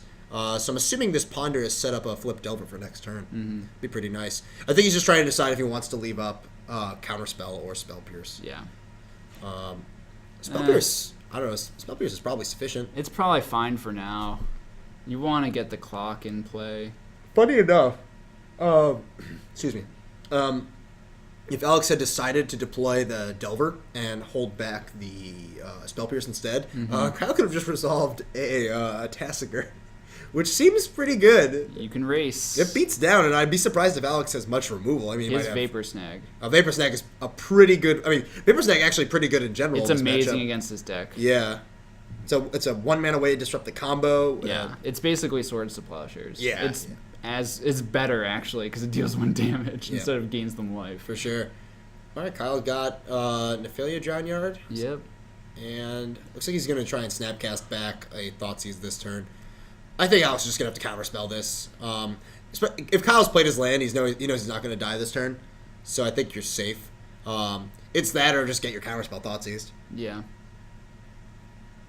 And you'd much rather him not have a creature to block any of your potential attackers. Although most of his guys fly, I think. Most. He has Snapcaster of his own though. Yeah. And once the ninja's in play, you know. Oh yeah. For those unaware, there are definitely Ninja the Deep Hours. I in think Alex's there are deck. 4. Yeah. I don't think there are 4. I think there are some number of them. You're 4 right. sounds like a It's lot. too high up the curve. Yeah. Doesn't die to Abrupt Decay though. Yeah. Kyle Norman actually known for being a big fan of Ninja the Deep Hours. Funny enough. I like that a lot of Alex's deck. Like it seems to me that the cards that can be white bordered are. Correct. I can respect that. I cannot. Looks like we got a Delver, second main phase, and I think just a pass. And also your point that all the cards that can be white bordered are. We've all met Eddie Som. We Yes. all know that any card can be white bordered. Look, that's defacing Up cards. to Tundra. You don't need to do that. You don't need to just start erasing part of your cards. I don't know. That's excessive to me. I mean, I have cards from way back when that I colored in the white and gold borders on in black marker. Wow. That's pretty intense. Yeah. I had black border ancient tombs because of that. God. Oh, so we got a duress from Kyle, seeing Spell Snare, Spell Pierce, Brainstorm. Spell Snare pretty amazing against Kyle's deck. Yeah. Fantastic. So he's going to duress that away, but he doesn't really have much else going on. I think he's very much considering just casting this Tassiger. He kind of has to. He has 5 cards to delve that are not World Gorger. He'd probably just plus the pay fetch more. land. Yeah. And I mean, if he were to leave a card, I think I'd be most interested in leaving Ponder. Yeah. Of the cards I there. agree. Maybe Thoughtseize or Duress. Yeah, thoughts. Yeah, duress. Duress Duress seems yeah. excellent as well. I guess when he fetches, he can leave 2, Yes. right? You Yeah. can leave the World Gorger plus 1 other. No, plus 2 others. He has to delve 5. 3, 4. No, 4. I mean, well, with 3 mana, he only needs to delve 3. That's true. He might want to leave something up. Might not have to. His hand right now, he doesn't have anything, which is okay. one issue. I think he's just gonna 1 mana this Tassiger, but I don't think it makes that big of a difference. I would be interested in definitely leaving Ponder and definitely leaving Duress. The other cards, Yeah. And I guess Look, World he's Gorger paying- Yeah, Dragon. he's paying 2, so yeah, he's leaving Yep. those 3. Well, he has to leave the World Gorger. Oh no, it looks like Those he's are the delving. ones he's removing. He's leaving Thoughtseize instead of Duress. Interesting. And Snapcaster Mage. I guess Thoughtseize can get Spellstutter Sprite. Yeah, that's true. we can get Spellstutter Sprite? What do you mean? Like, so it has to hit a card from his hand, you know? Yes. So, like, presumably Duress Ah, would just I hit see. everything, Oh, yes, but, like, yes, Spellstutter is still a counter that doesn't get hit by Duress. Yeah, it's a hard counter too for any of the 2-drop enchantments. Yeah. Which is pretty relevant. So Alex is going to end a turn Brainstorm. I didn't really see. I mean, this will at least guarantee he flips his Delver. Yeah. He's probably going to reveal one of the cards Kyle already knows. He does. Spell Pierce. Yep. And now we've quadrupled the clock. Right. Attack for 4. Oh, yeah. Kyle down to 11. Under the gun. Yeah, he's got to react pretty quickly now. So Spell Pierce and Counter Spell in hand, from what I can see. Mm-hmm. Oh, he picked up a counter spell I off think, that Brainstorm? I think it's a pure counter spell. That'd be pretty excellent. He might have picked up a ninja. He was fiddling with those. Oh, I think he did. I think it's that middle card, yeah. He was fiddling with 2 mana, but I think he has counter spell and ninja, and he can only do one of those. Yeah, and he knows his top card's not a land Yeah. from the Brainstorm, so I think you can't really afford to just Yeah, he tap went. out of the counter He went spell. shields up. All right, Kyle going to Brainstorm here. How do you feel about brainstorming first with this Tassiger? Ooh. What? He hit the Dance of the Dead. Oh, he just has to resolve it though. It's going to be tough. There's a spell pierce that he knows about. Yeah.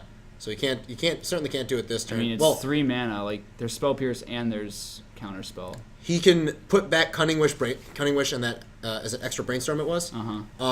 Play the Underground Sea he's been holding and go for it.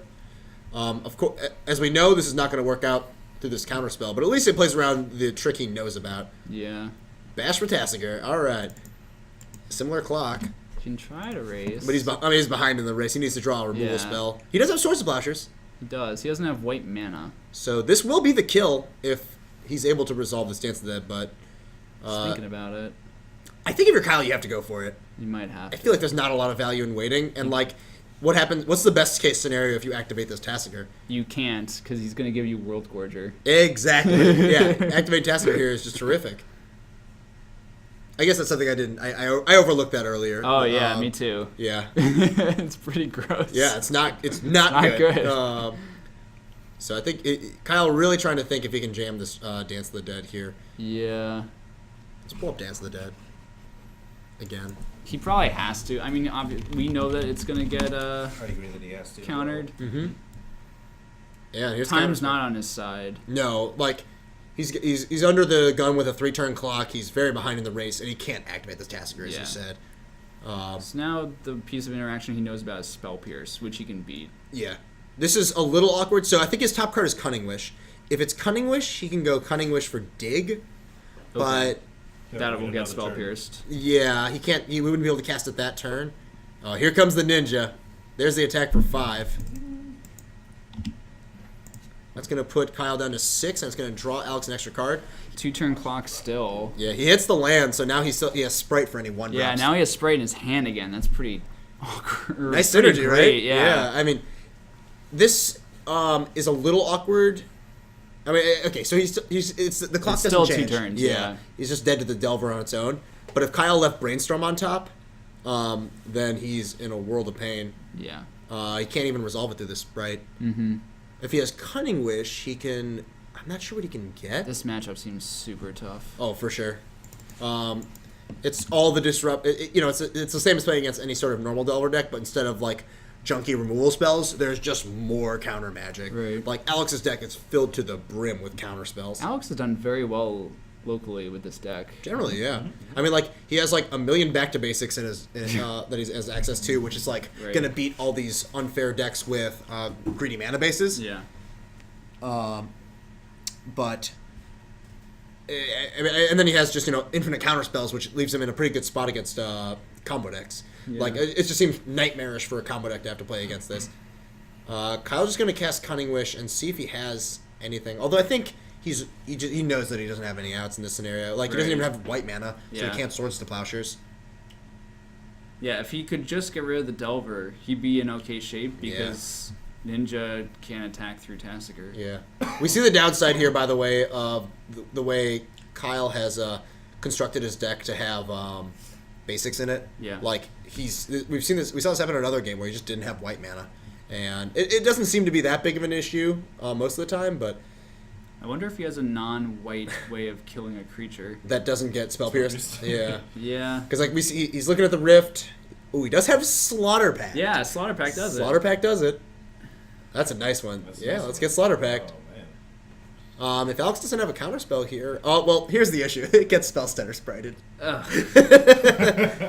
So he's trying to bait it. He's trying to bait But it. this plays Well, into he Spell falls. Pierce. Yes, and now he gets Slaughter Pact, This is the known Spell Pierce. And it though, gets right? pierced. Yeah.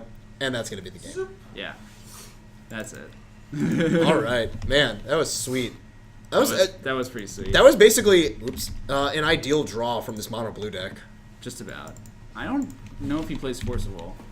I'm like 90% sure that this is sort of like Budget? is a budget deck. Yeah. So he might not, which would explain all the counterspells. Right. I mean, counterspell is a very playable card in Legacy. I remember for back when Cruz is legal, Andrew Cuneo built his blue white control deck. Yeah. In Legacy, like he didn't want to play Miracles, so he just played blue white control with 4 counterspell and 4 dig through time. Yeah. And Why his- not? Why play all the broken cards, all the broken miracles, when you could just play all the boring cards? I'm gonna say I do not think the Miracles are broken in a vacuum. It's the Okay. things that tie the room together. Okay. It's Sensei's Divining Divining Top Top. and Counterbalance. Specifically Divining Top. I Okay, think. sure. I think Counterbalance is oftentimes more an accessory.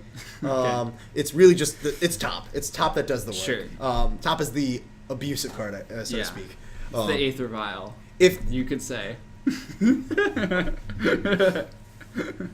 I'm gonna give Phil a heart attack. That's the goal for tonight's stream. it's just like Let's just, all these uh, normal analogies, and then all of a sudden Aether I Vial. don't know if you know what this card does. So I played this in multiple PTQs. Yeah? Um, In Affinity? Nope. In Merfolk. Ooh. In Modern. Good deck. Uh, Not in Modern. so I Used to be in Legacy. Oh yeah, in Legacy it was really good for a while. Yeah. It was like the best deck. It got, like, outclassed, though. Well yeah, they printed Stoneforge Stoneforge Mystic. But I played this in I'd say 2 or 3 Modern PTQs. Yeah? You always draw it on turn 2? That'd be nice. It was No. more like I would draw it on turn 8. Ah. I would draw this and then Curse Catcher, and then I would want to whip my deck Yeah. across the room. I agree. Merfolk is fine in Modern.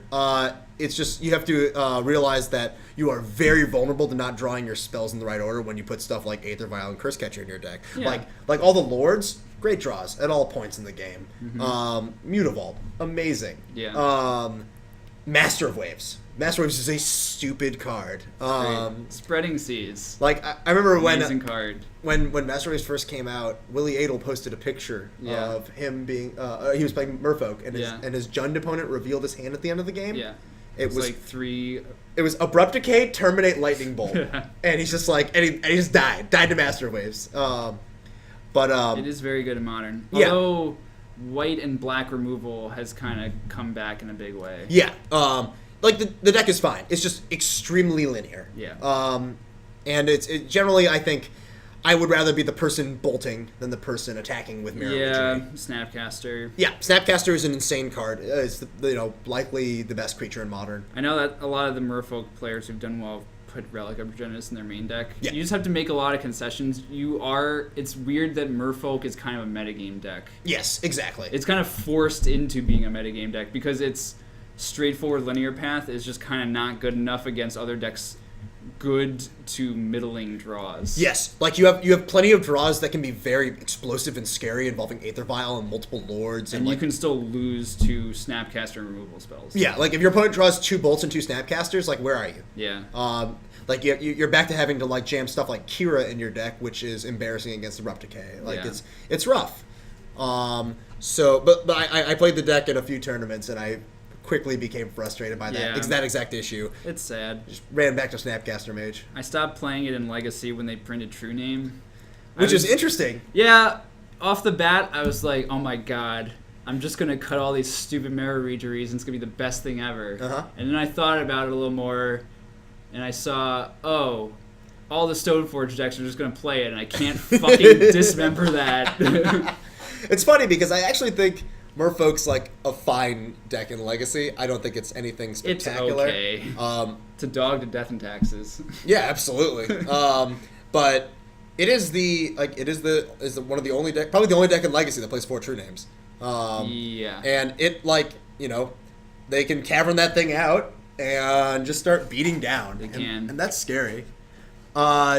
Geo Finish? Is that what it says? Jeff Yeah. Finish? DNT is definitely not a metagame deck. I would call it the metagame. Yeah, Death of Taxes, while as much crap as I give it, is firmly a tier 1 Legacy deck. Yeah, boy. I'm not going to comment about how it is in Modern because it doesn't really exist in the same sense. It's like a white weenie deck, but Yeah. all right. Let's get back to the game. We got looks like our Problem players is are no starting. port. Yeah, I think that's the big problem. and like the rest of the cards. Yeah, I suppose. Oh yeah, Stoneforge Mystic. Mainly that one. All right, so Kyle gonna fetch with Pluto Delta. Let's see if he opts to go for a dual land here. I think I would expect something like back to basics from Alex. Yeah. Um, Well, I he saw- did see 2 basics in game 1. That's true. So maybe Kyle thinks the way is clear. He's not gonna like go in that direction. But Kyle does have a Yeah. lot of non-basics in his deck. It looks like he's just gonna go with the Tundra. I think Tundra. Nope, Underground Sea. Excuse me. And Ponder, seeing a bunch of lands, Right. which I don't think he's really interested in right now. He sees, 3 lands, and he's shuffling that away. It's the nice thing about Ponder. Yeah. You can shuffle. If they're bad, great. Get rid of them. What percentage of the time would you say that you shuffle Ponder? Playing what deck? Do you think it varies that much deck to deck? Probably. Okay. A deck like Storm You has shuffle more with Storm? no. Less? I think I shuffle less. I think That's very interesting. you have such a high density of spells in that deck. Okay. Like you're playing 15 lands or something like So that. your odds of like not hitting relevant stuff is lower? Yeah. Okay.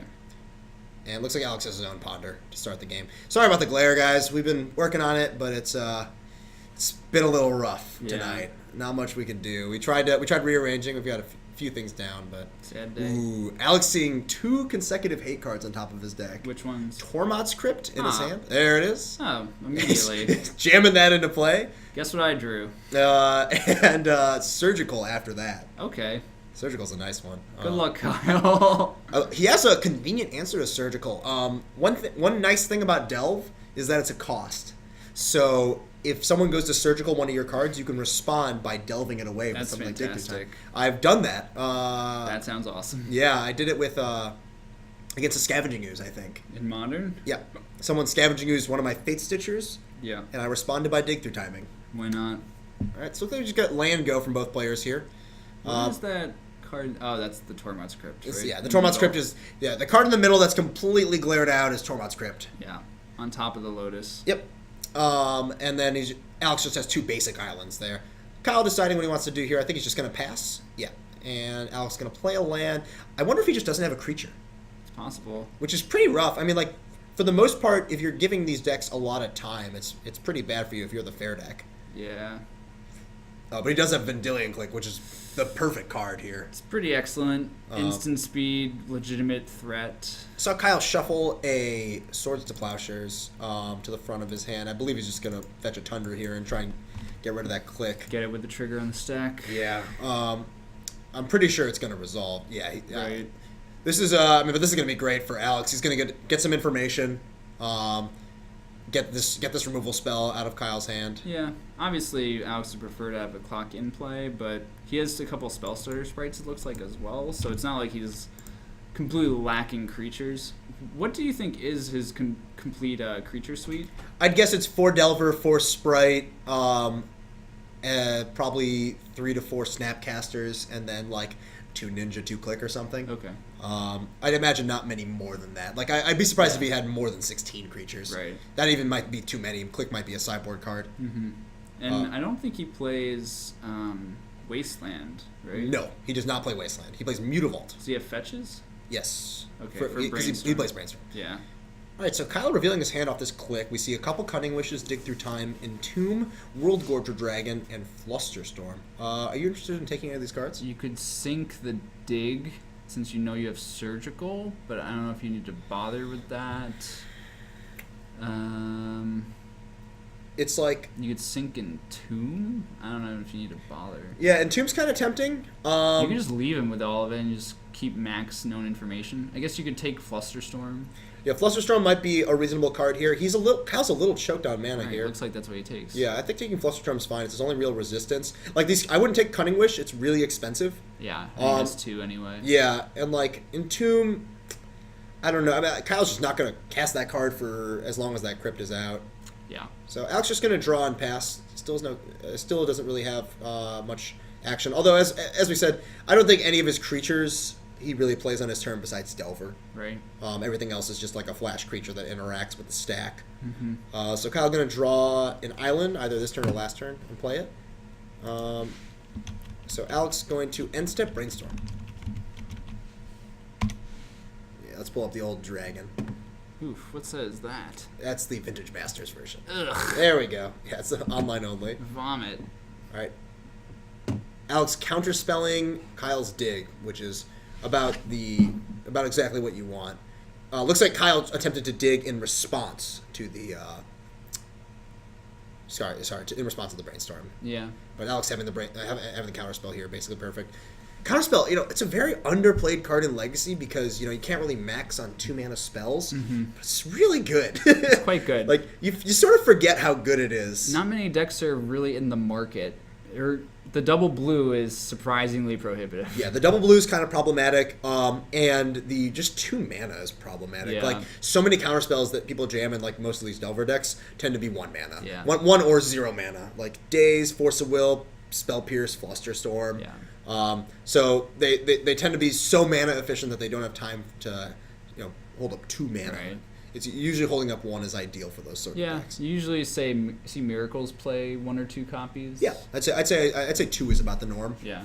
And like maybe a Spell Pierce along with that. Right. And that's the only deck that's generally going to have blue available at every single point. I was thinking about at work today. They spoiled that new enchantment that gets counters on it when you play non-creature spells. Like it's Yep, an enchantment I that saw can it. turn into a creature. Yep. I was kind of thinking you could play like more like traditional blue-white control deck, even perhaps, and It'd be interesting. turtle up behind that guy. I don't particularly like that it dies to Abrupt Decay though. That is unfortunate. Pretty unfortunate consequence. So it looks like Alex went to attack with Spell Stutter. Kyle had tried to Swords to Plowshares, but Alex had the second Spell Stutter. Sure. And that's basically the perfect use of that card, I think. Kyle gonna end step try and resolve a Cunning Wish, and I feel like this is gonna get countered. Oh no, Oh yeah, Alex just gonna let it resolve. something's gonna get countered. I'm wrong. A lot of counters in this match. Yeah, there are a flurry of counter spells. A lot. And it looks like he's just going to get another Swords here. Yeah, Sure. he doesn't really have any instant speed ways to beat a bunch of creatures. Like Yeah. he could get Echoing Truth, but you don't really want to put those back in Alex's hand And here. I think he cut it. For Oh, sorry. Yeah, and Iconic he doesn't have it. Yeah. I keep referencing that because I keep know. expecting it. All right, so yeah, Kyle gonna fetch with Marsh Flats, probably getting another dual land here. Swords is really awkward against 2 spell stutter sprites. Yeah, I mean, I guess taking 1 away makes it such a slow clock, but yeah. then he's just going to find another creature at some point, and it's It's going to rough. be right back on. I mean, and the fact that like Kyle still needs to beat this Tormod's Crypt. Yeah. Like eventually he can find some way to beat it, but There's a similar dynamic from that game against Kyle Halbin earlier where that cage was in play for so long, and it was too much maneuvering. yeah. So it looks like Kyle drew Dig Through Time for turn, attempts to cast it, and Alex has another counterspell. Yeah. I think he plays 4, right? It seems like he does. He's drawn a lot of them. So it looks like we had the life totals wrong. Kyle going to go to 15 here. Kyle drawing for turn. What do you think he's looking for here? Like, what's the main? What do you think he wants more than anything else? Tassiger would be okay. Tassiger would be all right. It would actually come close to Racing. yeah. With the swords, too. And the fact that it gets through all the soft permission Yeah. is pretty nice. Do you think he starts just like Drown-Yarding himself? Maybe. This is kind of a matchup where if he could switch into a fair game plan a little bit more, it might be really beneficial. But Yeah. it might be one of the few matchups where that's the case. I think I would want to just like the scary part about going into the starting to like ground yard himself here. Yeah. If you hit both World Gorgers. I mean, he has one in hand. Okay. So he's not going to hit both of them, Okay. but I think he just wants to be a little more patient and like doesn't want to play too hard in the click. Did you draw another dig? Wow. Jeez. Dig after dig. And I'm assuming a Snapcaster. Oh my god. Ooh, and Alex just has counters for days. Yeah. That is the third dig through I think time. he still has 3 cards in hand. Yeah, I saw at least a spell snare. Now the clock is, Doubled. yep. It's 3-turn clock now. Yeah. Kyle's going to have to burn the Sword Splashers on the Snapcaster. Yeah, he's gotta keep himself a little alive here. I think this game is all but over. Alex still have 4 cards in hand. Looks like 4 spells too. Jeez. Yeah, this deck just churns through all these counter spells so fast. Yeah. Like it seems like when he gets to this amount of mana, it gets pretty rough. And Engineered on 2. Engineered explosives, and Counter this is spell. getting spell snared. The awkward part is that Kyle could have played around this, and Kyle, I think he's beating himself up about it right now. How so? If he had paid a colorless mana, Oh. or if he had paid 3 mana but Maybe only he 2 didn't colors. specify. I'm sure he said blue-black. Sure. But if he Maybe. but if he pays for it for 3 mana and uses only 2 colors, So blue, black or yeah, something? like if, for instance, he did that, then it would only come in with 2 counters on it, but its CMC would be 3 on the Oh my stack. god. So this is it's a pretty small thing. Like it's Good to know. yeah. I'm not gonna call it a misplay because it's not like Kyle knew that Alex has spell snare in Well, his he hand. knew it's in the deck. Yes, he did know it's in his deck. So I think I would not have known that, but I'm bad. that's a tough play. That's a heads up Yeah, play. that's- That's not something you generally expect. Like especially because spell snare is another one of those underplayed cards in Legacy. Yeah. It looks like he's gonna go for a sword splash or Swords something after the snap. on the Snapcaster Mage, and Elk's gonna let that resolve. Yeah, he doesn't care too much. The clock isn't that hindered. No, he's 3 turns from here, which is probably fine given how much counter magic he has. Yeah. I'm assuming, will this meet a spell pierce? We'll see.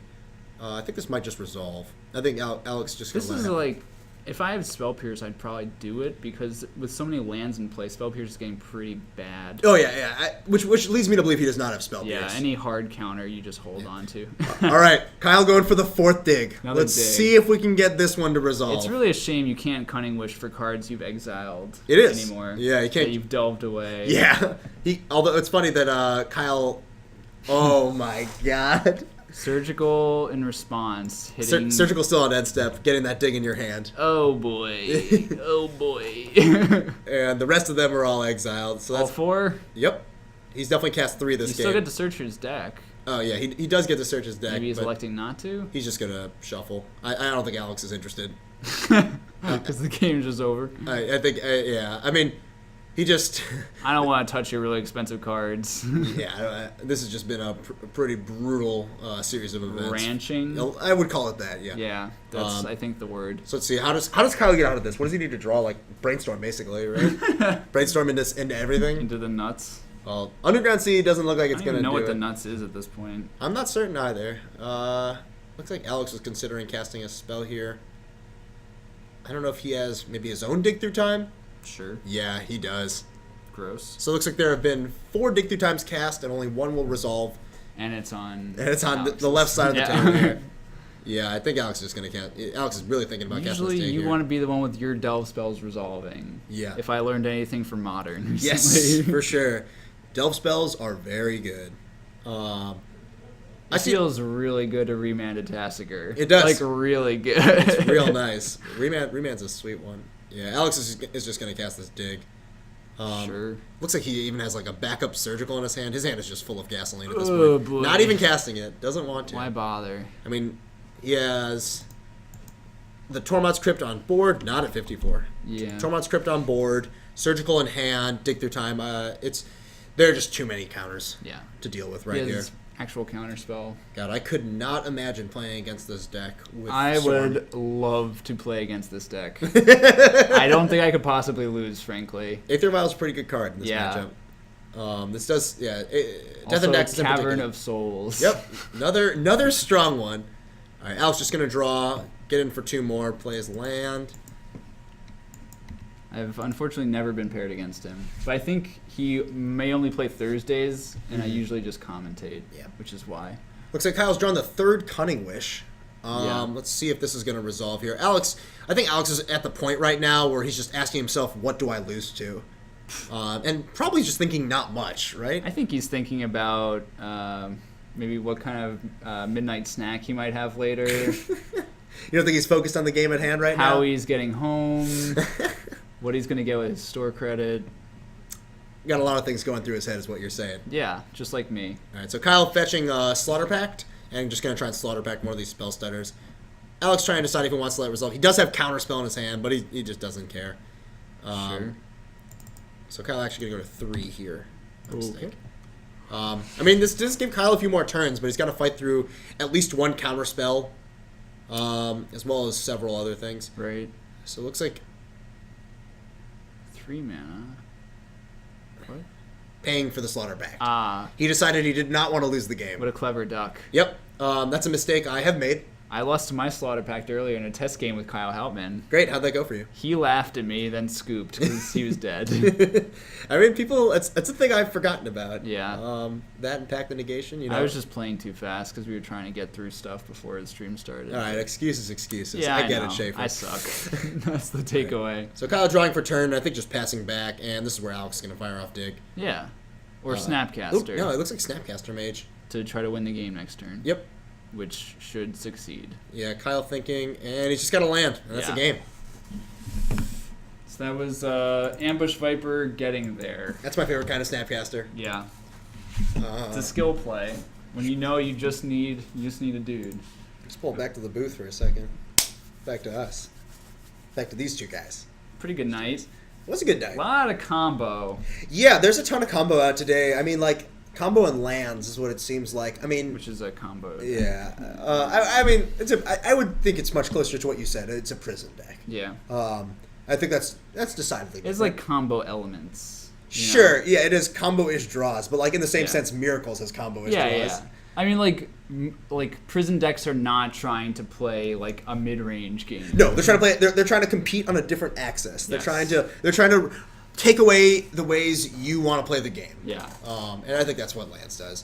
But yeah, like we had World Gorger, we had multiple Omnitel decks, we had Sneak and Show, we had and we had this Mono Blue Delver deck, which is Mono Blue Delver. looked nice. I think you're right. I don't think there is Force of Will in this deck. Yeah. I think it's interesting.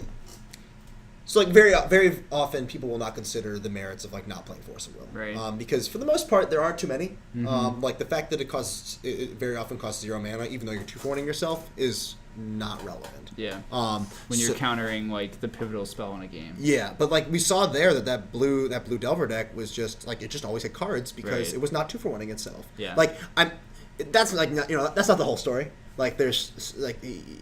I think even if he was Force of Willing at least once or twice there, then he's still pretty ahead. Yeah. But there's something to be said about him, always having more cards than his opponent. The thing where it would come back to bite him is in certain matchups where you really need that counter spell on turn 1. Yeah, like Belcher. Yeah. Like that's the reason you have Force of Will in the format. Is because Even you don't want against some fair decks. Like sometimes you Yeah. need to counter the turn 1 Deathrite or something, or Yeah. turn like out of Elves, or turn 1 Aether Vial. Yeah, or you just like the big thing is just being like pressed on mana. You can't always leave 2 mana up for counterspell. Yeah. Like they jam their show and tell when you only have 1 mana up and your only resistance is counterspell. You're gonna Right. feel bad. There are certain cards that alleviate that tension with like Vendilion Click. Yeah. But there's only so many of those flash threats in his deck. Yeah, especially ones that you could just like run out. Like Yeah. it happens like we saw it in that game where Alex just ran out of spell stutter sprite. But Yeah. that's not a great place to be, especially because the clock is so anemic. Right. You're not You need really multiples, Yeah, yeah. You need multiples. Like back when Farius was a real deck, you need stuff like Scion of Una to Yeah. like really pressure your opponent, or else you're just attacking for 1 every turn, and giving them time is not helpful. Yeah. You want to like you're this sort of weird tempo game where you want to counter the relevant things and pressure. Yeah. But a 1/1 is not pressure. Mm-hmm. You need more things going on there. Yeah. That's what stuff like the other flash threats do in his deck. Right. Snapcaster Mage. Oh, that's a good point. Snap's so Mutavault. good. Mutavault's sort of a perfect one. Yeah, we didn't see Mutavault at all. No, he didn't draw any Mutavaults that game, which is interesting. I don't know if he's playing the full 4. I'd imagine he's playing. I mean, I feel like he must be. Like, it didn't seem like he was playing any other colorless lands. Not that we saw, just a bunch of islands. Yeah, it does have dissynergy with Counterspell, but like, Yeah. man, what are you gonna do? That's fine. Mono Blue Devotion. You play Nightfell Spectre. Terrible mana. Mono blue deck with terrible mana. Nothing I like better than when they printed Urborg, and your opponent would play Urborg, and then your third land was Mutavault, but you could still cast your Nightfell Spectre. It's pretty good. It was really adorable. It happened a couple times. Yeah. It was great. Should I see if we have more matches, or should we You just can wrap hop it out. up? I kind of doubt that we will have any more. Yeah. It's end of round 4, but I'll take a look. I don't think we have too Phil much will time. do his due diligence. I think it's fitting to end with World Gorger Dragon on the screen, but I think we'll probably be wrapping up in the next few minutes over here.